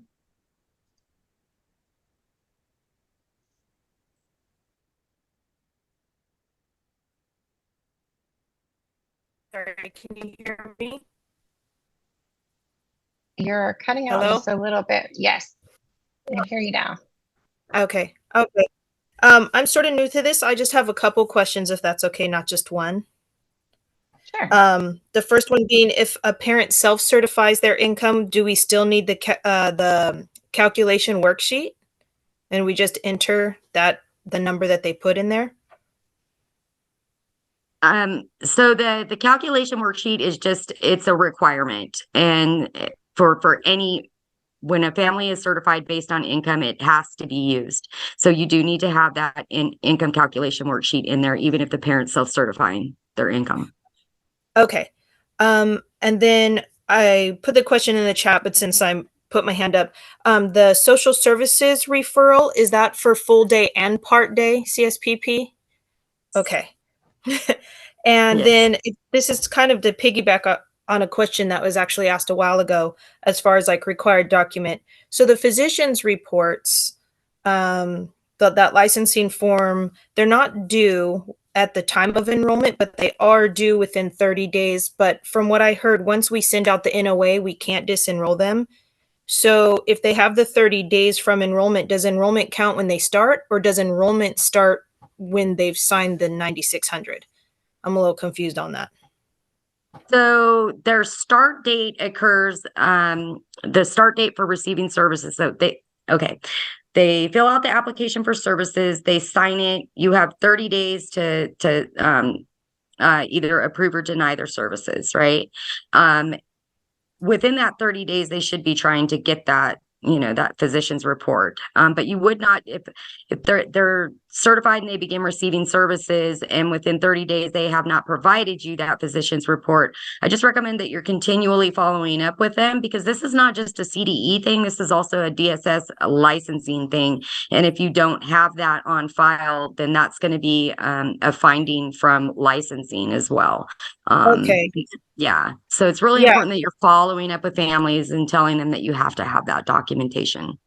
I do. I follow up about once a month. It's been an ongoing battle to get these physicians reports. A lot of parents, once their kid starts, they don't really bother with any other paperwork. So would it be okay if, like, we did all the paperwork and then waited to do the NOA approving their services after the physician's report was turned in, or are we not allowed to do that? Do we have to enroll them without it, or can we wait to get them to start until they have it?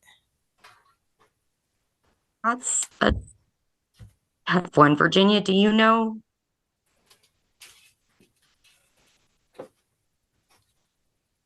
You're on mute. Can you repeat the question? Okay. So for the physician's report, I was wondering, we'll enroll them, we'll send out the NOA, we remind the parents they have 30 days for the physician's report. A lot of times I never get it within 30 days. I follow up once a month. I'm still not getting it. And I know that the regulation states without it, they can no longer attend. But her answer was, once we send out that NOA, we cannot disenroll anybody. So I'm just confused on what the regulations are. And then if we can enroll them without the physician's report, then we can't disenroll them if they don't have it. So I'm just kind of confused on the physician's report, I guess. Yeah, you know what? Can I ask you to email me this question and let me take it back to our PQI team, our consultants and our administrators, and have a conversation with them and get you a accurate answer? Yes, please. I would appreciate. Okay. Yeah, it's just, it's been an ongoing thing for me trying to get this physician's report. I get it. I know we can't really disenroll them, but the regulation says they can't attend without it after 30 days. So I'm not sure how to go about that. Right. So what I would do for right now, because you're dealing with this in real time, is making sure that you're taking really detailed case notes and including those in the family data file. And then get this question over to me. I'm putting my email in the chat for you right now. And we can follow up with you. Okay. Okay. Thank you so much. You're welcome.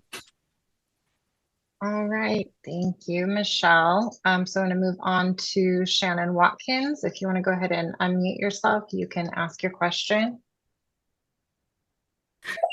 Hello. Hi, can you hear me? Yes, we can hear you.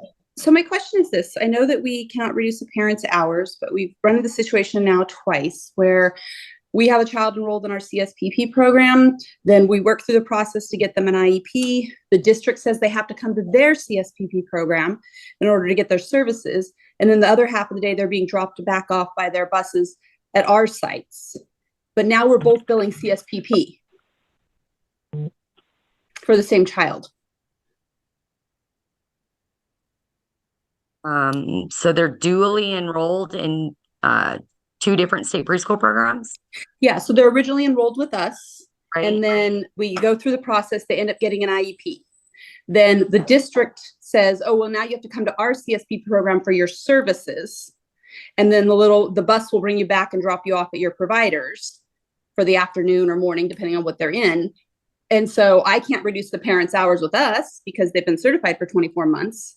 But now the district is billing them for a CSPP also. They cannot be dually enrolled in two CSPP programs at the same time. So how do I notify the district doesn't care, quite honestly. Like we were first person that had them enrolled. I mean, this has happened twice now, so it's becoming a practice at this point. The LEA is required to provide free and appropriate, it's FAPE. And that doesn't have to be in their CSPP. So they need to be providing those accommodations and supports that are included in that IEP, either where the child already is, or they need to be doing it through their LEA. They should not be doing it through state preschool if that child's already enrolled in another state preschool and also attending there. I think we probably need to take this back and discuss with policy that this is happening, and develop a FAQ around that, because that's not acceptable. So let us take it back to our leadership team and our policy office and work on an FAQ. Okay, that would be fantastic, because we're seeing it more often now, and it's not only is it affecting obviously our billing, we don't want to be doing it incorrect, but it affects the parent, but it also is affecting even our ability to meet our set aside, because as soon as they get an IEP, the district's like, nope, you have to come over here, because then it meets their set aside and we're back to drawing board finding children again. So any support and answers on that would be fantastic. Sure. Thank you, Shannon. Thank you. Thank you. Okay, so I want to hop over to a question from the Q&A from Amy Martinez, and I'm going to call on Virginia for this one. So are you aware of the CDE requiring CSPP programs to use class? Yes, we are aware. In fact, we're working on a management bulletin about it that I feel like is taking all of my time right now because it's very complicated. So yes, there will be a move to class. CDE is required to release guidance that we're hoping to release in the form of a management bulletin by December 31st of this year. So Happy New Year to everyone. I know that's what everyone wants to be doing, is looking at a management bulletin on New Year's. That management bulletin will show the timeline for class implementation. And the law that directs us to implement class also directs us to take another look at ERS, because of course CDE is using the ECRS R, which is not even supported anymore because it's sort of older. So more to come from the upcoming management bulletin. We also received some funding in the budget to support implementation of class. So we're working on getting those funds out, and we will have more information in the coming months. But what I will say is that this will not be a sort of, there will be a phase into the new requirements and a lot of support. And we'll be releasing more information in the coming weeks and months about that. I saw just 7 people all raise their hands. I don't know if everyone has asked questions about class, but we will just say a lot of those questions will be answered by the management bulletin, and there's a limited amount that we can share before we finalize that and it goes through all of our internal approvals.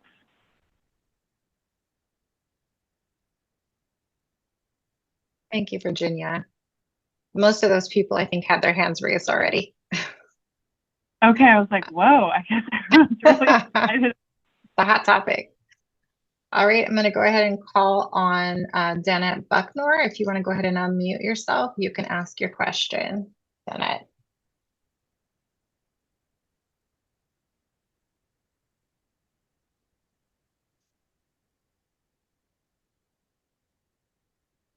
Janet, are you able to unmute yourself and ask your question? All right. I'm going to move on to the next person here. Cynthia from S Kids First. You want to go ahead and unmute yourself? You can ask your question.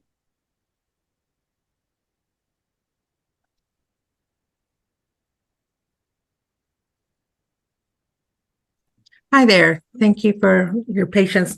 I have a couple of questions regarding the 24-month eligibility. When we enroll parents that have their student parents or training parents, we know at the 24th month eligibility and we provide them service for semester units, but 24 months later, they probably have moved on and they probably come in a couple of times to change the schedule because of their classes they received. What documentation are we going to ask for the proof of passing? Would that be the units that or the classes that they first enrolled with, or all the classes within that period? So would be any of the, oh yeah, okay, I'm sorry. So you need to see, verification of passing grade, would be for any of the classes that they were enrolled in within that 24-month period.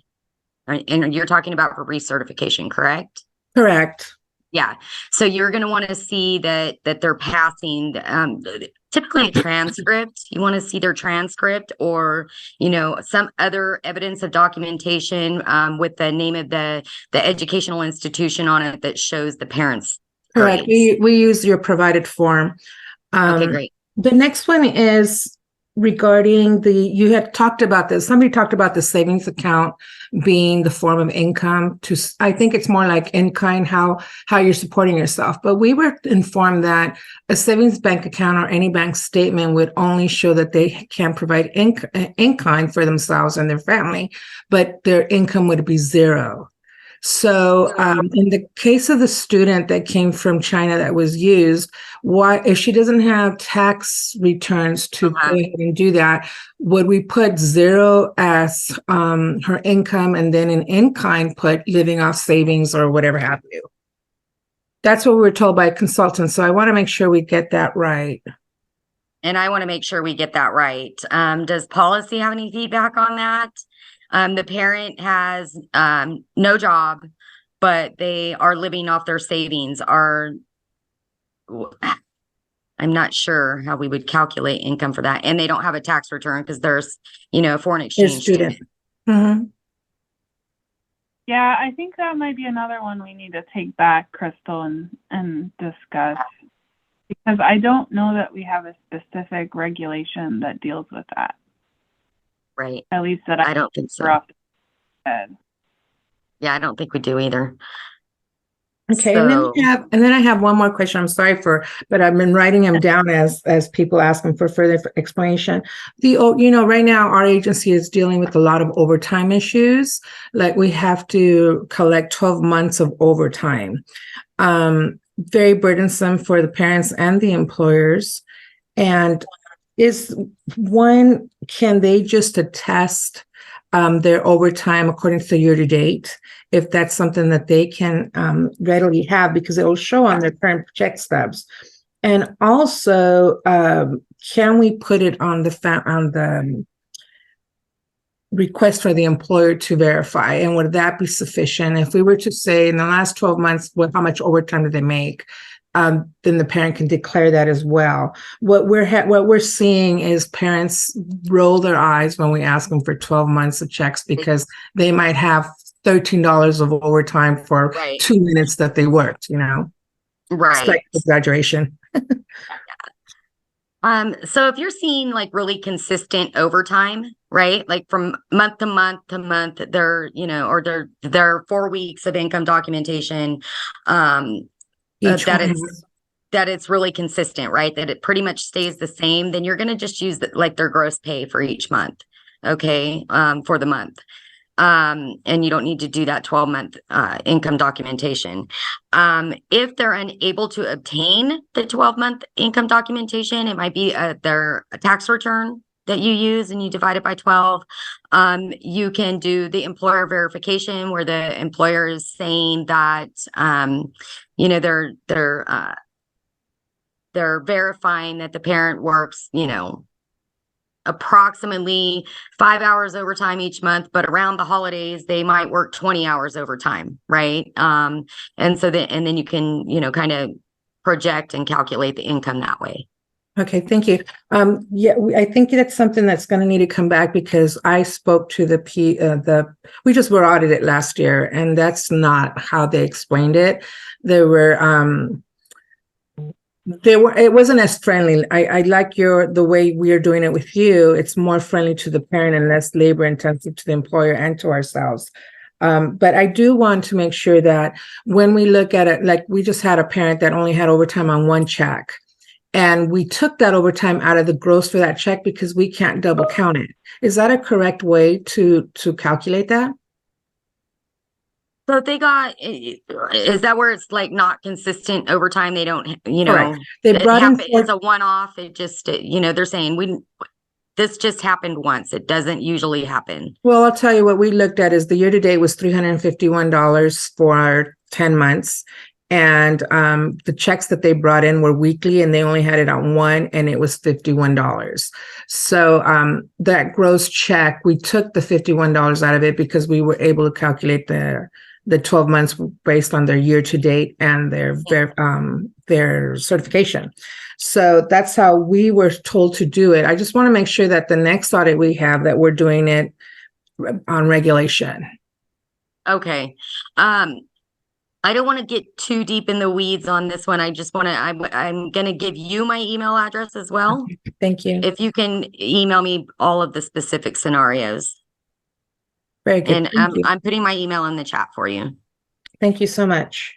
You're welcome. And then the last one, and I'm sorry for taking up the time. We had a parent that advised us that her child was leaving to LA Unified School District. And at the same time, she wanted her other child to start. She was not potty trained. So we issued a notice of action approving the child to come in within a specific time, which was 2 weeks away, as the parent had requested. But the child left. That is still considered, the child left the next day. She didn't give us any notice. That's still considered a change. Is that correct? We could add a sibling, even though the child was going to be gone by the time the child started, if it went on the NOA. So you have a child leaving for school. You have the sibling coming in. Is that correct? Okay. So you can't enroll just automatically bring the sibling in. You still have to do the priority order, right? So you have this one child that has left. That doesn't make the sibling automatically eligible if you have a wait list. If you don't have a wait list, then you can go ahead and enroll that child. But you always have to enroll in priority order. So if there's somebody on the wait list ahead of that family that's, you know, their income is lower or they're a child with disabilities and you haven't met your set aside yet, that type of thing, you need to make sure you're enrolling in priority order. No, I guess that would be true if the child had gone, but we enrolled the child prior to the child leaving. Would that make the difference? Even And though we don't have a waiting list Okay. right now. So then that's okay. Yes, that's okay. But yeah, for future reference, just even if the other child is still there, that doesn't automatically, you know, bring the sibling in unless you don't have that wait list, right? But before it was the point where siblings can be added if a family was already enrolled in receiving services. That is not the case now. That is not the case. Okay, thank you. Thank you. That's it. Thank you so much. Thank you, Cynthia. All right, so I'm going to go ahead and turn it over to Corey to close us out before the last presentation of the day. Corey? Okay, so we will be moving on to the next presentation. It's 11. So the next presentation is a presentation, again, that only applies to those private agencies. So anyone who is a local educational school district think agency is what we call them. So school district, let's see, county office of ed, or a community college district, you guys do not have to stay to watch this presentation. This presentation is only for those who submit an audit to the CDE audits division. Tomorrow we will start again at 9 a.m. for everyone. And that, like I said, will be super involved with like how to report to the early education and nutrition fiscal services division. So my division or my unit. And it's anything how to report within CPARIS, and then how that then calculates your reimbursement. So thank you to the school districts and community colleges, county office of ed that joined this morning. And then we'll see you all tomorrow. So I will turn it over to Laura to go over our next presentation. Or Verdette, I think, sorry. Yeah, I'll go ahead and start. All right. So thank you everyone for joining us today. I hope you guys have been all enjoying the webinar so far. Today I will be going over the audit requirements for California State Preschool Program contractors. You can, yep, there we go, perfect. Again, my name is Verdette Parker. I am an audit manager in the CDE Audits and Investigations Division, and I oversee the audit report review section. We also have our assistant director, Laura Langston, with us today, and she'll be going over the second half of this presentation. Again, as a reminder, as I go through my presentation, you may add questions to the Q&A chat, but we will also have a live Q&A after this session, as far as I've been told. Next slide. Okay, so our presentation today is on the annual audit requirements for California State Preschool Program contractors. We will provide an overview of program requirements. We'll speak specifically to your audit requirements, and we'll also go over how to submit a quality audit report. Okay, and I'll start off with an overview of your program requirements. So laws and regulations. So these links here, they're the various laws and regulations that govern the California State Preschool Program. We have the Code of Federal Regulations, there's California Education Code, as well as California Code of Regulations. And they include a wide range of program requirements, not just for contractors, but it also CDE's administration of the CSPP. So just kind of just wanted to point out that just to be aware of which regulations pertain to you. Next slide. So in addition to those links, CDE took all of that information and summarized the requirements that apply to contractors in the contract terms and conditions, which you're probably familiar with. Also called the CT&Cs, which makes them one of the most important documents that you should know inside and out. These CT&Cs are updated annually and posted online at this website here on the side. As an auditor, these are very useful for us. When researching to determine whether a cost is allowable, we go to the CT&Cs first. This would be a good place for your annual auditor, your independent CPA or your auditors to start. Sometimes also, though, some specific situations won't perfectly fit within the CT&C language. And in those cases, I'll go to the source requirements, which are also referenced throughout the CT&Cs. The language in the CT&Cs is based off of those laws and regulations on the previous slides. However, sometimes it can be phrased differently. And so seeing the same requirement in different ways can help provide some clarity and assist you in interpreting whether something's allowable or how to administer your program. And the CT&Cs provide for program operation requirements, reporting requirements, and audit requirements, all of which are overseen by a different part of CDE, which can be a little confusing. So if you have questions regarding your program operation requirements, your child development consultant would be the best person to contact for operation requirements. Next slide.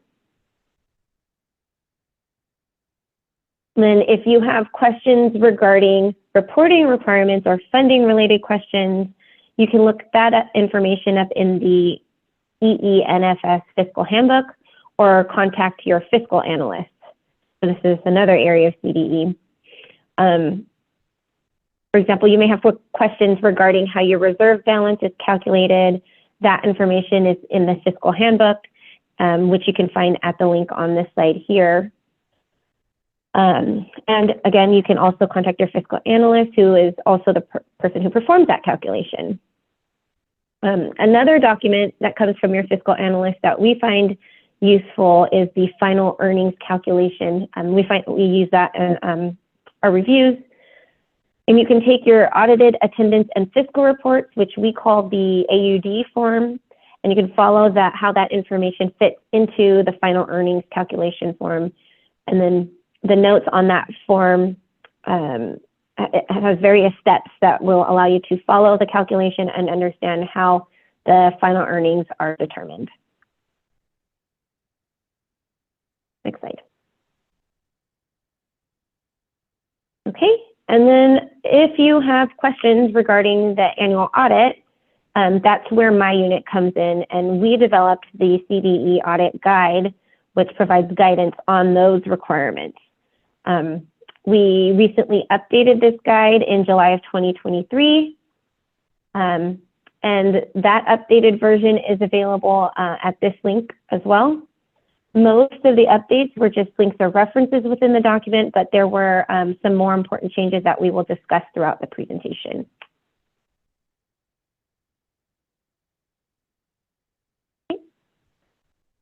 And so for this next part, I will go over the basic audit requirements. So the source of the audit requirement is the California Education Code, Section 8335, which requires an annual financial and compliance audit of the entire organization for each agency with a CSPP contract. And please note that the requirement is for an audit of the whole organization, so not just an audit of the contract by itself or just a program. It has to be the whole agency.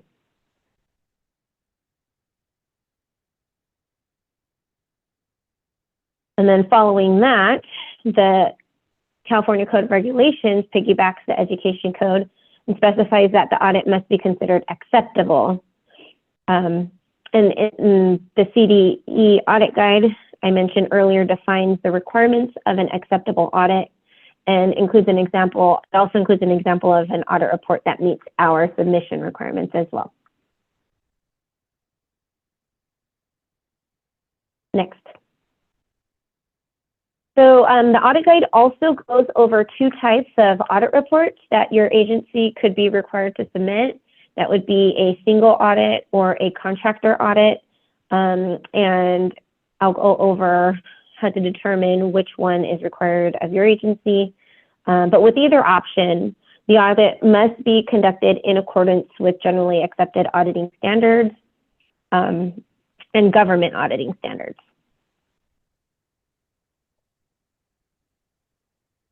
Single audits. So single audits have specific requirements, and a single audit that meets the requirements of Title II, CFR Part 200, which is also known as the Uniform Grant Guidance, is required if your agency expends $750,000 or more of federal funds in total. So this means that it's important to know the source of the funding that your agency receives. And just because funding came from CDE, it does not mean that it is only state funding. And this means, so in total also, that also means if you're receiving federal funds for other programs for your organization, that's also included. So, for example, if you received only 50,000 from CDE and federal funds, but you got 800,000 from other programs in federal funds, you would be required to have a single audit. So again, CSPP contracts are primarily for state funding. However, there are times when agencies will receive federal funding as part of that contract. And you can determine what part of your contract is federally funded by reviewing your contract's face sheet. Additionally, the CPARIS, or the California Preschool Accounting Reporting Information System, will designate federal funding with a project cost account number starting with 1.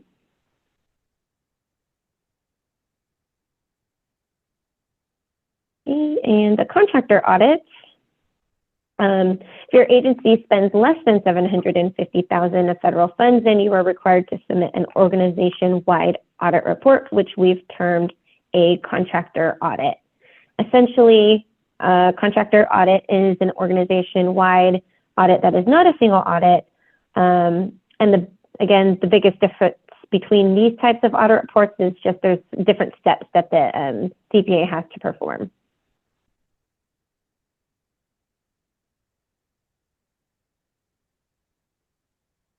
Okay, and due dates, most important. Regardless of the type of audit you are required to submit, your audit report is due on the 15th day of the 5th month following your agency's fiscal year end. If that date falls on a weekend or holiday, the due date would then move to the next business day. And for this slide, we've included a list of common fiscal year ends and their corresponding audit report due dates. This particular list is specifically for agencies with a fiscal year 22-23 contract, and we've already adjusted them for the weekends and holidays. So if you have a fiscal year end that falls on any of these dates, that is your audit report due date on this slide. Of course, the first fiscal year end is June 30th, which is pretty much the most common fiscal year end for agencies. And the 15th day of the 5th month following June 30th would be November 15th. So coming up here shortly. Extension requests. We're getting a lot of these in now. So A&I has the authority to grant a one-time only 30 calendar day extension to the audit report due date, provided that the reason for the extension is beyond the fault and control of the agency. In other words, each fiscal year, we can extend your due date by 1 month and no further. There is no consequence for requesting an extension, so we do recommend that everyone take advantage of it. The only potential drawback from doing so is that when you submit your audit, we review them on a first come, first served basis, and we get hundreds of audit reports around the extended December 15th due date. If you are owed money or you just want to get your review done, submitting your audit by the end of November puts you ahead of all of the other agencies that will be submitting theirs by the 15th of December.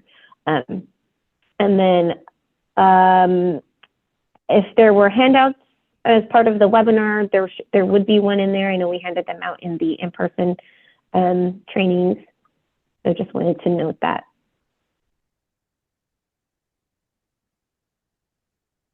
Okay. There's also an example of the extension request in chapter 200 of our audit guide. And there are very few reasons why we would deny a request, and all of those are listed on the form itself. There are a few situations where we won't be able to grant extensions. This would be for any agencies that are in conditional contract status, either currently or for a period under audit. For agencies that have already received an extension, because we can only grant one per year, or for agencies whose audit report is already considered delinquent from prior years. If you remember from the previous slide, The caveat to the extension is that the reason for the request must be beyond the fault and control of the contractor. To verify this, your request has to include your reasons. And we won't deny a request that doesn't include that information. We just won't be able to approve it either. Typical acceptable responses would include that the CPA has requested more time to complete the audit or that there was a staff turnover. And once you've completed your audit report, it can be submitted either electronically or by mail. Next, and we have a system called X-Files to receive large files from outside parties. There is a specific link, project code, and password that are needed to submit an audit for each contract year. We send those out to all agencies around mid-August, along with the annual audit status certification request, or AASC. And we provide the instructions. We did provide the instructions part of the handout previously, so hopefully you've got that. Included in the instructions is a file naming convention, and this is really important here. We do request that you provide a contact name, an email or phone number as a description. We ask you to do these things to ensure that your audit gets logged appropriately. We have had instances where an audit was uploaded by someone who did not follow the naming convention and instructions, and then the file ended up being corrupted and we couldn't open it. So because, the agency didn't follow the instructions, we had no idea which agency or who to contact to figure it out. So at that point, the agency would think that they had submitted their audit, but we would not be able to log it in or confirm it. So luckily, there were 2 audits that were uploaded back to back. We were able to open the second one. We contacted the CPA and hoping that the same CPA was submitting for multiple agencies, and sure enough, that turned out to be the case. So that agency was very fortunate, but without following the instructions and without that being the case, again, an agency would be listed as delinquent without even possibly knowing. So again, although we were able to resolve the issue, we do ask for specific naming convention and instructions to be followed.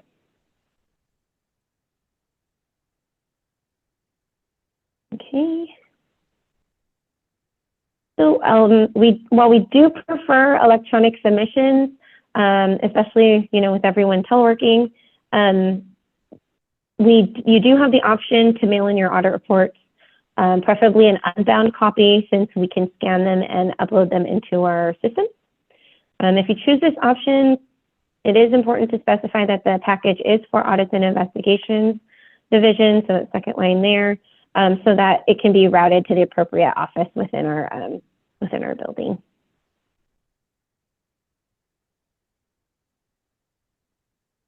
Okay. And delinquent audit reports. So hopefully this doesn't apply to anyone here, but just so you are aware, if you do not submit your audit report on time, you will end up on our delinquent audit list, which then gets sent to our fiscal analysts twice a month, on the 1st and the 15th.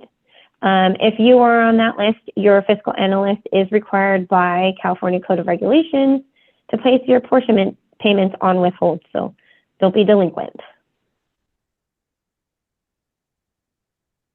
Okay. And unsubmitted audits. So Section 17825 of the CCR goes on to state that if a contractor fails to submit an acceptable audit report within 1 year of the due date, then CDE can bill the contractor for 100% of the funding that they received for that contract year. While we do work with the contractors to make sure that a quality audit report is submitted, an acceptable audit report is submitted. So just try to be responsive when we do reach out, because we do like to work with you and avoid those situations as much as possible. Okay. Okay. And so the last part of our presentation will be about submitting a quality audit report. And so right now I will hand the screen or the video over to Laura Langston, our assistant director, who will go over the next section.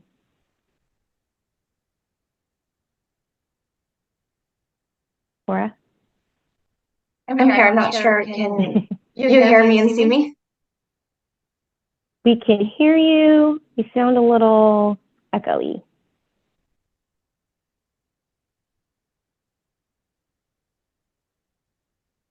Okay. We can move on to the next slide. Laura, do you have two different devices on? I do not. Oh, interesting. I don't know if everyone else is muted.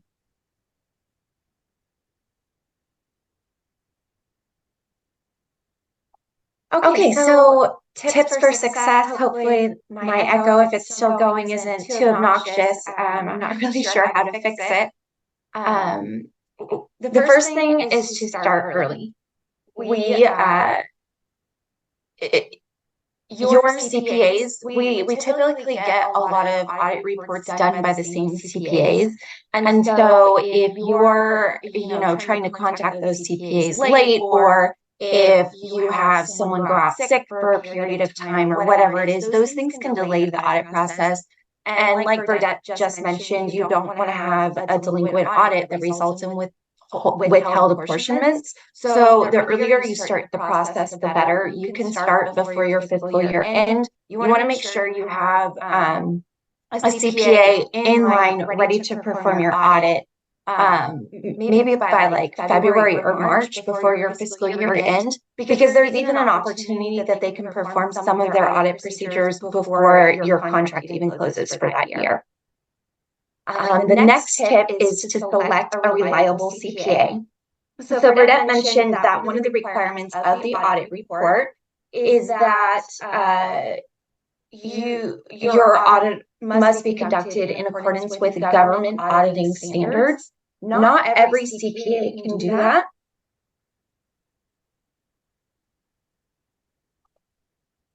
I'm not sure. I'm getting a lot of emojis. Does that mean that my audio is not clear? Yeah, it's still an echo for some reason. And it doesn't look like anyone is off of mute.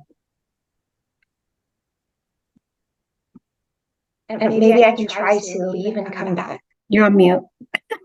Did that help at all? Yes. Oh, does that work awesome. for everyone? If people can like use the emoji thumbs up, or I see celebrations too. So Okay, thank you. Okay, so where was I? Oh, yes, government auditing standards. So a CPA, in order to say that they've conducted your audit in accordance with government auditing standards, they have to meet certain requirements.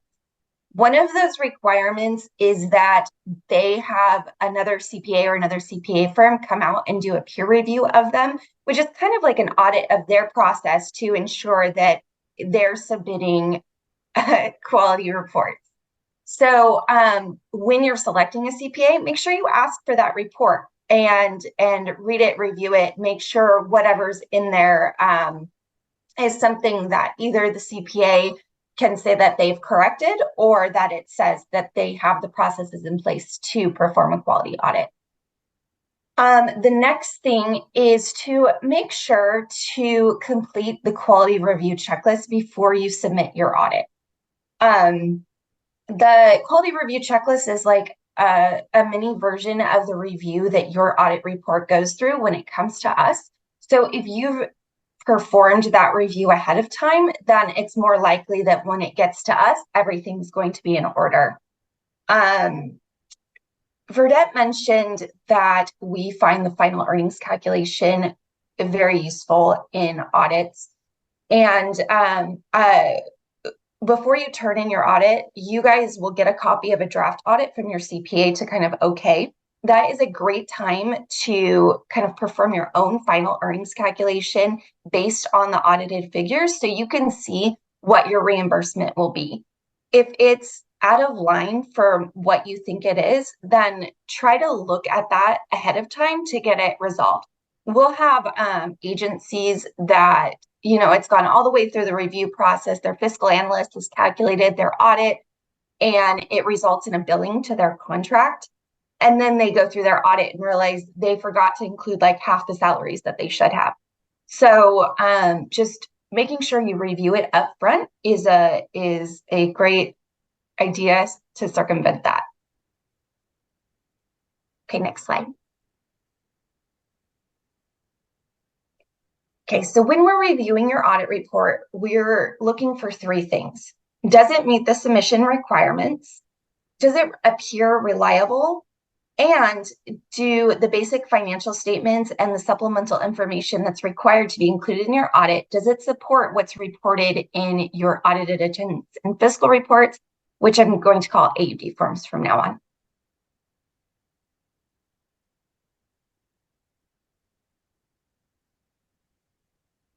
So we typically have issues when we're working through our reviews where we have to reach out to someone. We work directly with the CPA.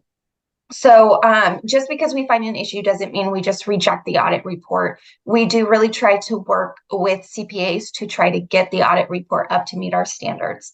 So these are common review issues that we come across that we will start by just contacting your CPA and seeing if we can get revisions or the missing documentation. So the first one is it's missing required schedules. There is a whole list of required schedules that are required to be included in your audit report. But they're also identified in that quality review checklist. So if you've done your pre-check with the quality review checklist, this shouldn't be an issue for you. The next one is that audited attendance and fiscal report forms or AUD forms are incorrect or missing. So we have to have them in the audit report. That's one of the main factors of our review are those forms, but also they are specific to each year's contract. And so you need to make sure that you're pulling the most recent form off of online where they're posted. Because things like adjustment factors will change every year. Lately, we've been adding new revenue lines. There's going to be new expense lines coming. So you just want to make sure you have the most up-to-date forms. Another one is a management letter was provided to the agency, but not submitted with your audit report. You're not always going to get a management letter. What a management letter is there's different level of findings. So a CPA might have found an issue, but they don't think it's egregious enough to include it in your audit report as a finding, but they may still let you know in a separate letter. That audit report is going to tell us that they've submitted a separate letter to you, and we'll want a copy of that. And then another one that's pretty common is that the AUD forms they don't agree to the supporting supplemental schedules that were included in the audit report, which is the whole point of those schedules is for us to compare the two. So if they don't agree, we're going to have to follow up with the CPA to figure out why.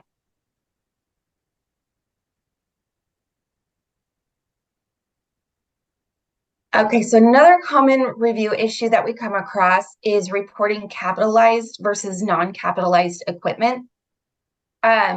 These two categories, the 6,400 and the 6,500, they're specifically for capitalized equipment, which I've included the definition for you on the screen. Now, what gets a little confusing is when people choose to apply different thresholds to grant purchased items. So some agencies, let's say your capitalization threshold as an agency is $5,000. So if you treat grant purchased equipment that same way, then it's going to be capitalized for both purposes. And you're going to report it when you're expensing it to the program in these line items, 6,400 and 6,500. Now, there's items that maybe like maybe you're an agency that chooses not to capitalize grant equipment, even though you have a capitalization of $5,000, we're going to expect you to follow that threshold when you're reporting here. And even if you didn't specifically capitalize it for accounting purposes. Because the point here is that your threshold is $5,000. And so by not capitalizing it for financial statement purposes, you're kind of not intentionally, but it ends up circumventing our reporting process. And so the threshold here is limited to $5,000. But another one is that some people, like there's the pre-approval threshold is either the capitalized threshold, like what is reported on this screen, or if you're purchasing multiple items at a time, it can also result in you needing pre-approval. That doesn't make it capitalized equipment though, right? Like if you purchased, I believe when you're purchasing multiple items together, if it exceeds $10,000, that becomes the pre-approval threshold. So say you're purchasing a bunch of tables and your purchase ends up exceeding $10,000. That just because you obtained pre-approval doesn't mean that you report them in these lines. It's only for capitalized equipment.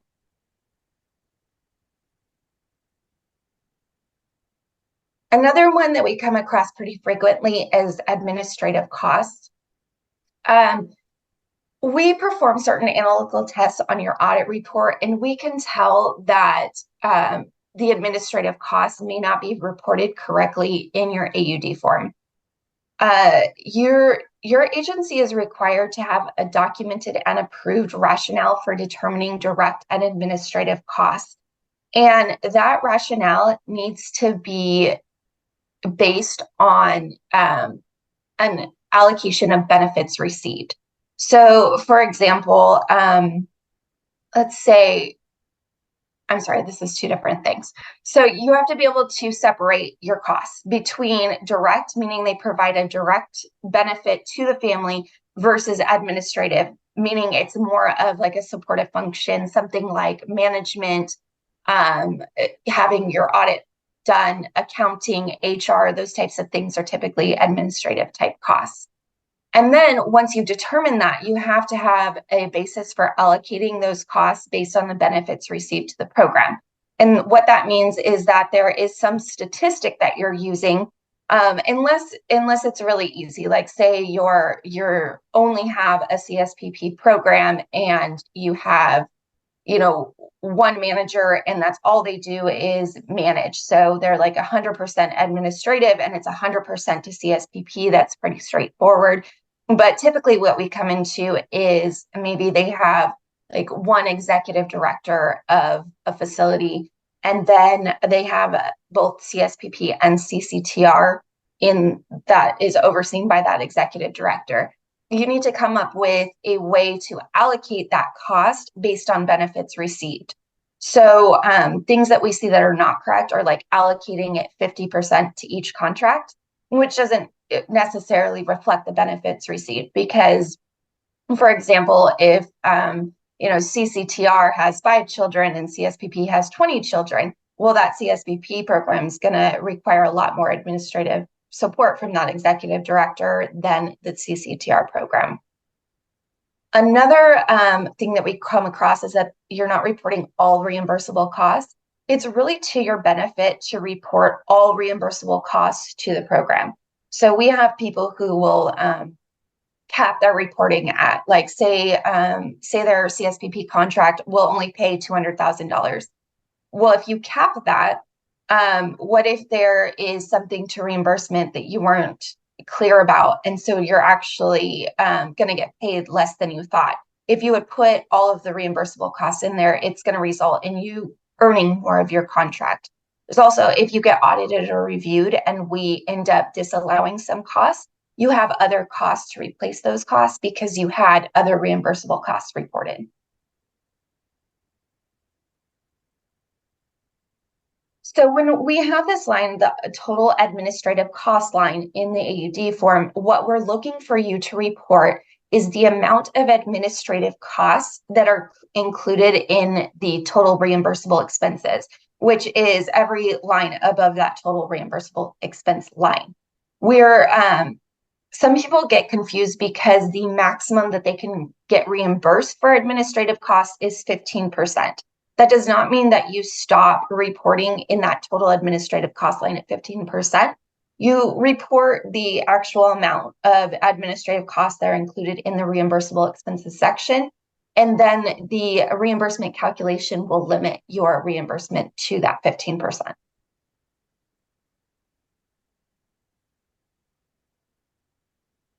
Some things that we're coming across now, specifically related to COVID, is ARPA funding. So this can get kind of confusing because there are two types of ARPA funding that you were given. That you were given some ARPA funds within your contract, and then you were given some outside of your contract. So ARPA funding included with your contract, meaning like when you go to CPARIS and you look at payments for your contract, and you're seeing that you receive federal funding, that's a part of your contract. You don't report that separately as revenue in your AUD form. Now, if you got it as like stipend funding outside of your contract, but the expenses related to ARPA funding are included in that reimbursable expense section, you need to report it. And there is a specific line in the form to report other restricted income, and that's the line that you would report that ARPA funding in. Another one that we're coming across is the employee retention tax credit. So agencies that applied for the employee retention tax credit based on salaries and related expenses that were paid for by the CSPP program, the related credit that was earned off that belongs to the program, and it needs to be reported as restricted income in your AUD form. That it's not all of the credit that you received, it is just the portion that relates to the salaries and related expenses that were paid for by CSPP.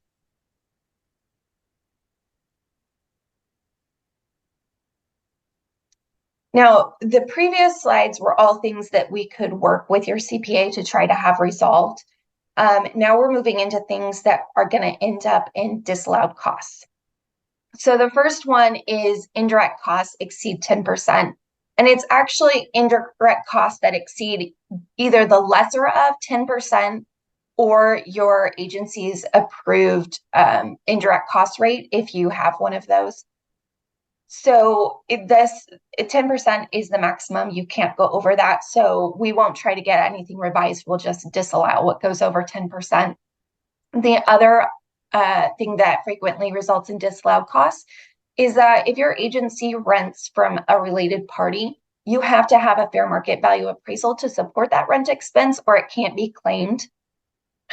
We see a lot where people will have an appraisal to support, or, at one point they obtained an appraisal, and that's great because they needed to. But when they increase the rent, like say it goes up like 5% a year or whatever the terms of the rent agreement are, but they won't remember to go back and get another appraisal to support that the rent is still in line with fair market.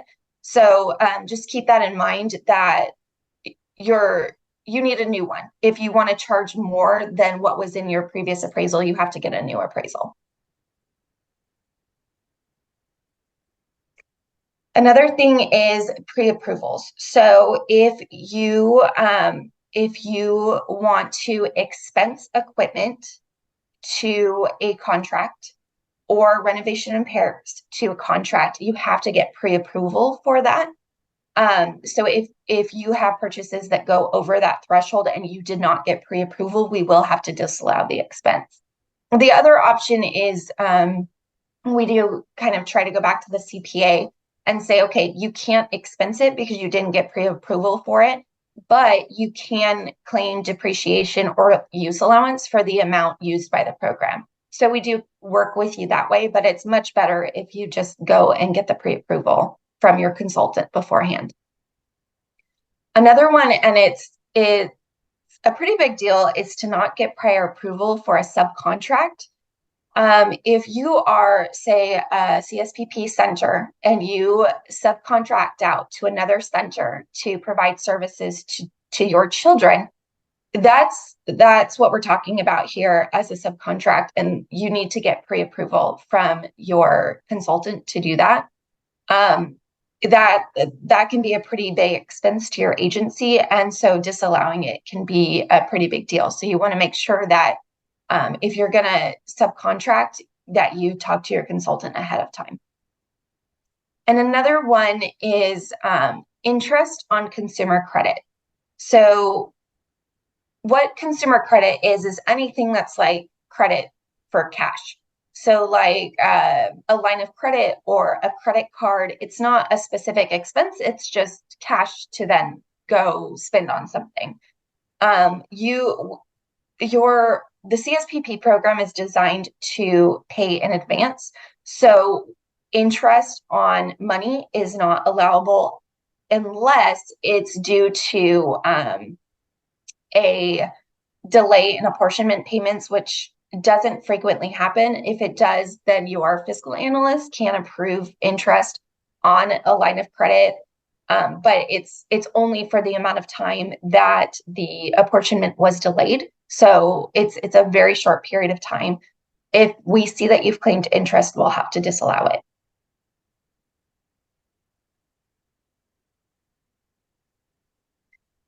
And then moving into issues that will result in your audit report being rejected. So these are things that are going to take so long to resolve that us just working with your CPA, we won't get a revised audit in a reasonable amount of time. Verdette mentioned that the requirement for the audit is of the contractor, so of the agency, not just the contract.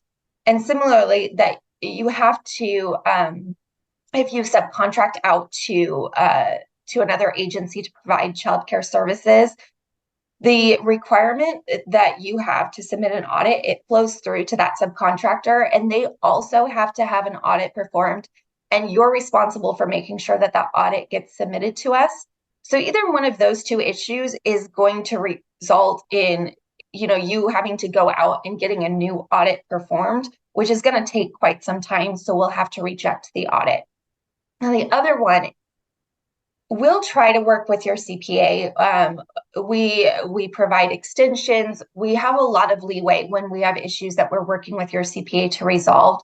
But eventually, it just takes so much time that we cannot wait anymore. So what happens is then we'll start CCing you, the agency, to kind of give you a heads up. Hey, we're not getting these issues resolved, and we're going to end up having to reject the audit report if we don't get them resolved. So if you start seeing a CC from us, it's a good indication that we're getting to that point, and you may want to coordinate with your CPA to make sure those issues get resolved. And then again, if we end up rejecting your audit, it's as if your audit was never received, and it becomes delinquent and will end up in our delinquent audit list, which results in your fiscal analyst placing your apportionment payments on withhold. Once we're done with the review, we take the final version of the AUD form and we send it to your fiscal analyst, and they are going to be the ones that actually calculate your contract's final earnings. And then if we notice anything during our review that may indicate that you need technical assistance with operating your program, we'll also send a memo to your fiscal analyst and your child development consultant to let them know.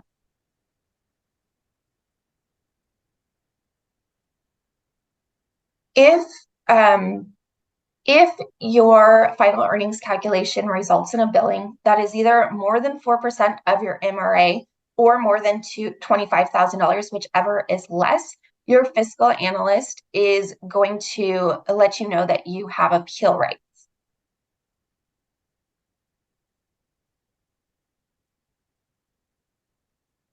Next slide. They're going to notify you in writing that you have appeal rights. And in that letter that they send you, it's going to provide you with the instructions to appeal, and it gives you a timeline. for appealing, which when agencies receive that, I think they kind of panic and they think, oh my gosh, we got to submit our appeal right now. I really suggest that before you submit your appeal request, that you talk to your fiscal analyst or you contact us in audits to see if you need to appeal. Like I mentioned, we have agencies that after they get their bill, they notice, wait, we didn't report that correctly. We're missing expenses, or maybe you misreported enrollment or attendance, and it's resulting in your billing.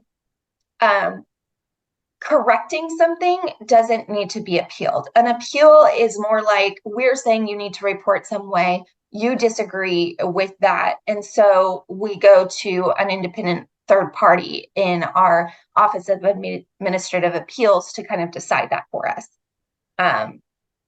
So just contact us ahead of time, because what happens when you appeal is that we're required within a certain amount of days to schedule that hearing. And then as soon as we schedule it, it incurs fees. There's a fee to schedule. There's a fee for attorney time. And so if you guys are not, if the appeal does not result in like your agency being successful in your appeal, and a settlement does not count as being successful in that appeal, then you can be charged for those fees that are incurred for having gone through the appeal. And so you just want to make sure that that you're only appealing for something that you need to appeal for.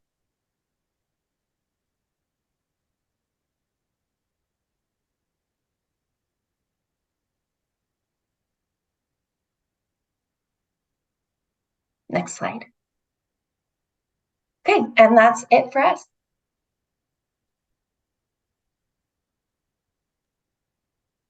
Thank you. I do have one question that I saw in the chat, because I think a few people asked it, but it was about whether we have, as a department, a list of CPAs that contractors can contact, because it sounds like some agencies are having trouble finding CPAs within their area. So yeah, so we can sort of help with that.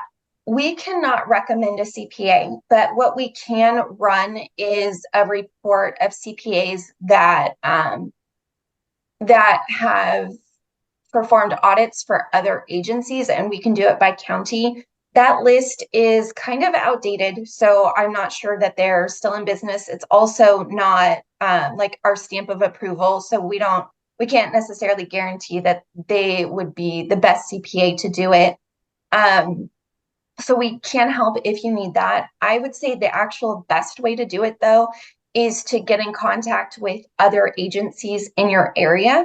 Because CSPP, it's a very, because we require all those additional supplemental schedules, and it's a specific program that the CPA is looking into and should be familiar with.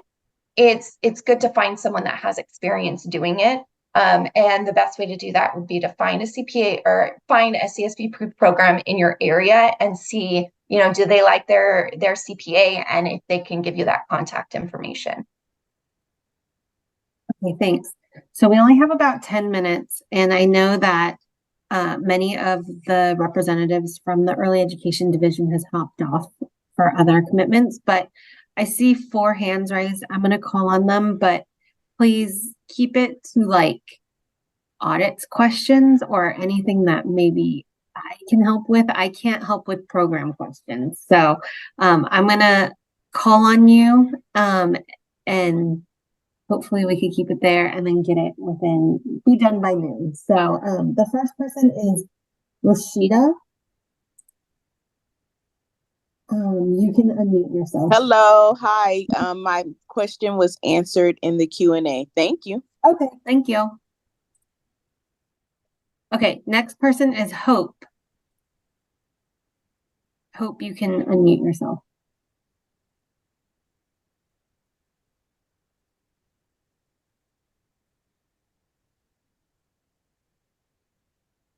Oh, no? Okay. I'm going to move on. What about Denise Gonzalez? Yes, thank you. Two questions. One is there was a review of the reconciling the family data files. What do we do if we find an error? Do we just make a note or do we try to collect the documents? I just actually responded to that question in the Q&A. But yes, take case notes, document that you found these errors, and then provide any type of training that the staff who conducts the enrollment process that they may need. And also, this is a good area for you to identify as part of your annual program self-evaluation, right? You have to look at items 1 through 20 in the program instrument, and you could say, okay, this is what we found for item, say it's eligibility, item 2, and this is what we're going to do or have done to ensure that we meet the requirements. Okay, great. Yeah, it's the person who's in charge of the center changed and the person who used to do the enrollment left. So I'm auditing everything to just check it all. So I'm just trying to figure out if I try to make corrections, but it sounds like I just make notes. Right. Yeah, Okay. you can't change anything for the family anyway. So just, yeah, make notes and use that as part of your program self-evaluation and continuous improvement. Okay. And then my second question is for the ERTC funds. Do we report those when they're used or when they're received?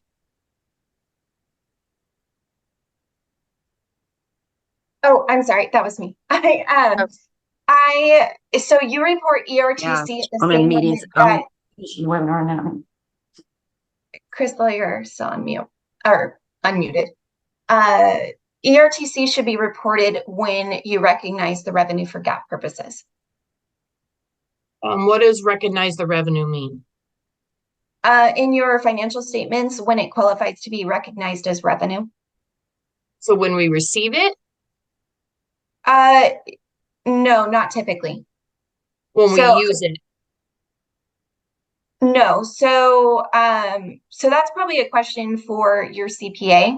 So it's when it shows up on your statement of activities as a revenue for the year, which is typically when you've earned it, and it's more than likely that you're going to receive it. Okay, we've already received it. So I was just wondering if we report it for this last fiscal year when we received it, or do we wait until we're using the funds? But it sounds like if we've received it, then we are supposed to be reporting it in our attendance and fiscal reporting, or you just mean in the audit? In your AUD form as restricted income, but it'll show up at the same time as it will in your audit because it's when you recognize it for audit purposes. Okay, so it's not something we're reporting in our attendance and fiscal reports. It's something we're including in our audit report. You should report it if it's going to end up being on the AUD as well. Okay, so when should we report it in the fiscal and attendance reports for CDE? I would fall back to what Laura said, and when you recognize it as revenue. Typically you don't want to report it until you've had the expense for us, just because it'll lower your contract reimbursement. But effectively, like if you don't report the ERTC until the end, until the audit report is submitted, we would have over reimbursed you throughout the year. So that's why I chimed in just to say you'll want to report it throughout the year. I just don't know when. Usually it's when your expenses are reported, the associated expenses. Okay. Because the funds that we got were a large organization, and so not all the funds we received are actually for CSPP. You're only reporting the portion related to CSPP. Okay. Thank you. Yeah. Okay. Thank you. I'm going to move on. We have one more question or hand raised. Shannon Watkins. You can unmute yourself. Can you hear me now? Yeah. Okay. So my question is around the unrestricted or the restricted. Shannon, you're cutting out a lot. I don't. I can't hear you. So hopefully if you can, I don't know if you're driving. Can you hear me? You can try, barely. Okay, let me try again. So to preface this with, we are a commingled program. So we have private pay, but we also, our private pay is subsidized children through like our APP and CalWORK. So it's not just parent check. Now, my question is around the ERTC and the food program, which are reported as restricted income. So when I put that in as restricted income, you guys automatically deduct it off of our expenses, and then you come down to this net expense, which then you break out by percentage on how many certified and how many non-certified children we are. So in a way, it's taking away the benefit that we got for those, so for children that we got reimbursed full program meal for, so to speak, that got reported under restricted income, but where's their portion? So it does get allocated through that calculation. So say No, it's not allocated through the calculation, but you're already taking it off the top of that before you even do the calculation is the problem. So there, we're getting no benefit for those children, or like the ERTC credit, it's all being claimed that it belongs to CSPP, when in technicality, a certain percentage belongs to the other part. Right. So if you're reporting CSPP and non-CSPP children, the calculation reduces it from your total and then allocates it. So it doesn't like allocate it to CSPP first and then take it out. It does it first. So they're both getting that allocation. They're both getting a piece of it. They don't though, because I report my total net expenses, let's say $100,000, and then I report 10,000 in food program. Then that comes down to 90,000 in net expenses. Then you guys do the percentages on that. So your AUD form has, you're reporting certified children and non-certified children in your AUD form, correct? Correct. And when you're reporting your total expenses in the reimbursable expense section, you're reporting expenses for all of those children, correct? Correct. Okay, so that's what you should be doing. The calculation, it does result in both non-certified and certified children receiving an allocation of that restricted income, because that reduction happens first before those net expenses get allocated. It doesn't, your expenses don't get allocated to CSPP first and then reduced by the full amount of the restricted income. Okay. Okay, thank you.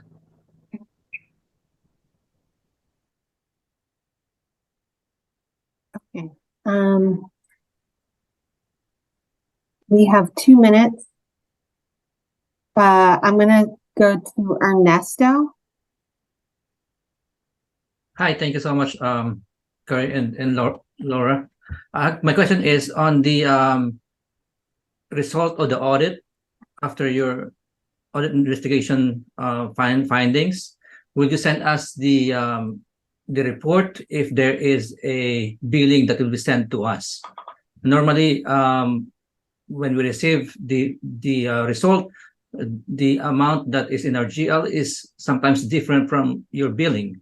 So would you explain that on your findings? So you're talking about the calculation worksheet that you Correct. receive after your audit has been calculated. So I would say that if there's any discrepancy, you'd want to review it. You'd want to, if you have any additional questions, you can reach out to your fiscal analyst. Like Laura said, if it turns out that, like, I don't know, something was off or missing from your AUD, like that might be something that we might say, oh, contact Laura's unit, the audit and investigation unit, to request a revision. But it might just be just how the calculation worked, given what the CPA might have made the adjustment for. So that may be to maybe a communication thing with your CPA, because we do work with your CPA, and some AUD forms go through like multiple versions before we finally get the one that we're accepting. So maybe the CPA isn't providing you with the final copy. Yeah, actually, my question is on the bill. When we receive the ending that we owe the state, we need explanation on that. for example, when we receive the final billing that says that we owe the state this much, but in our books after the audit we only have a certain amount for our due to funder or due to the state. So how can we reconcile that if there's no explanation? That's where I said, Ernesto, you should contact your fiscal analyst if you ever have questions on what how the billing was generated. Okay. All right. Yeah. Thank you. Yep. So we're at time. So tomorrow we will pick up again at 9 o'clock. And hopefully you guys will all join us tomorrow. So again, any questions that we haven't been able to answer, we are downloading and hoping that we get back to them in some form. So thank you for joining today, and then we'll see you tomorrow.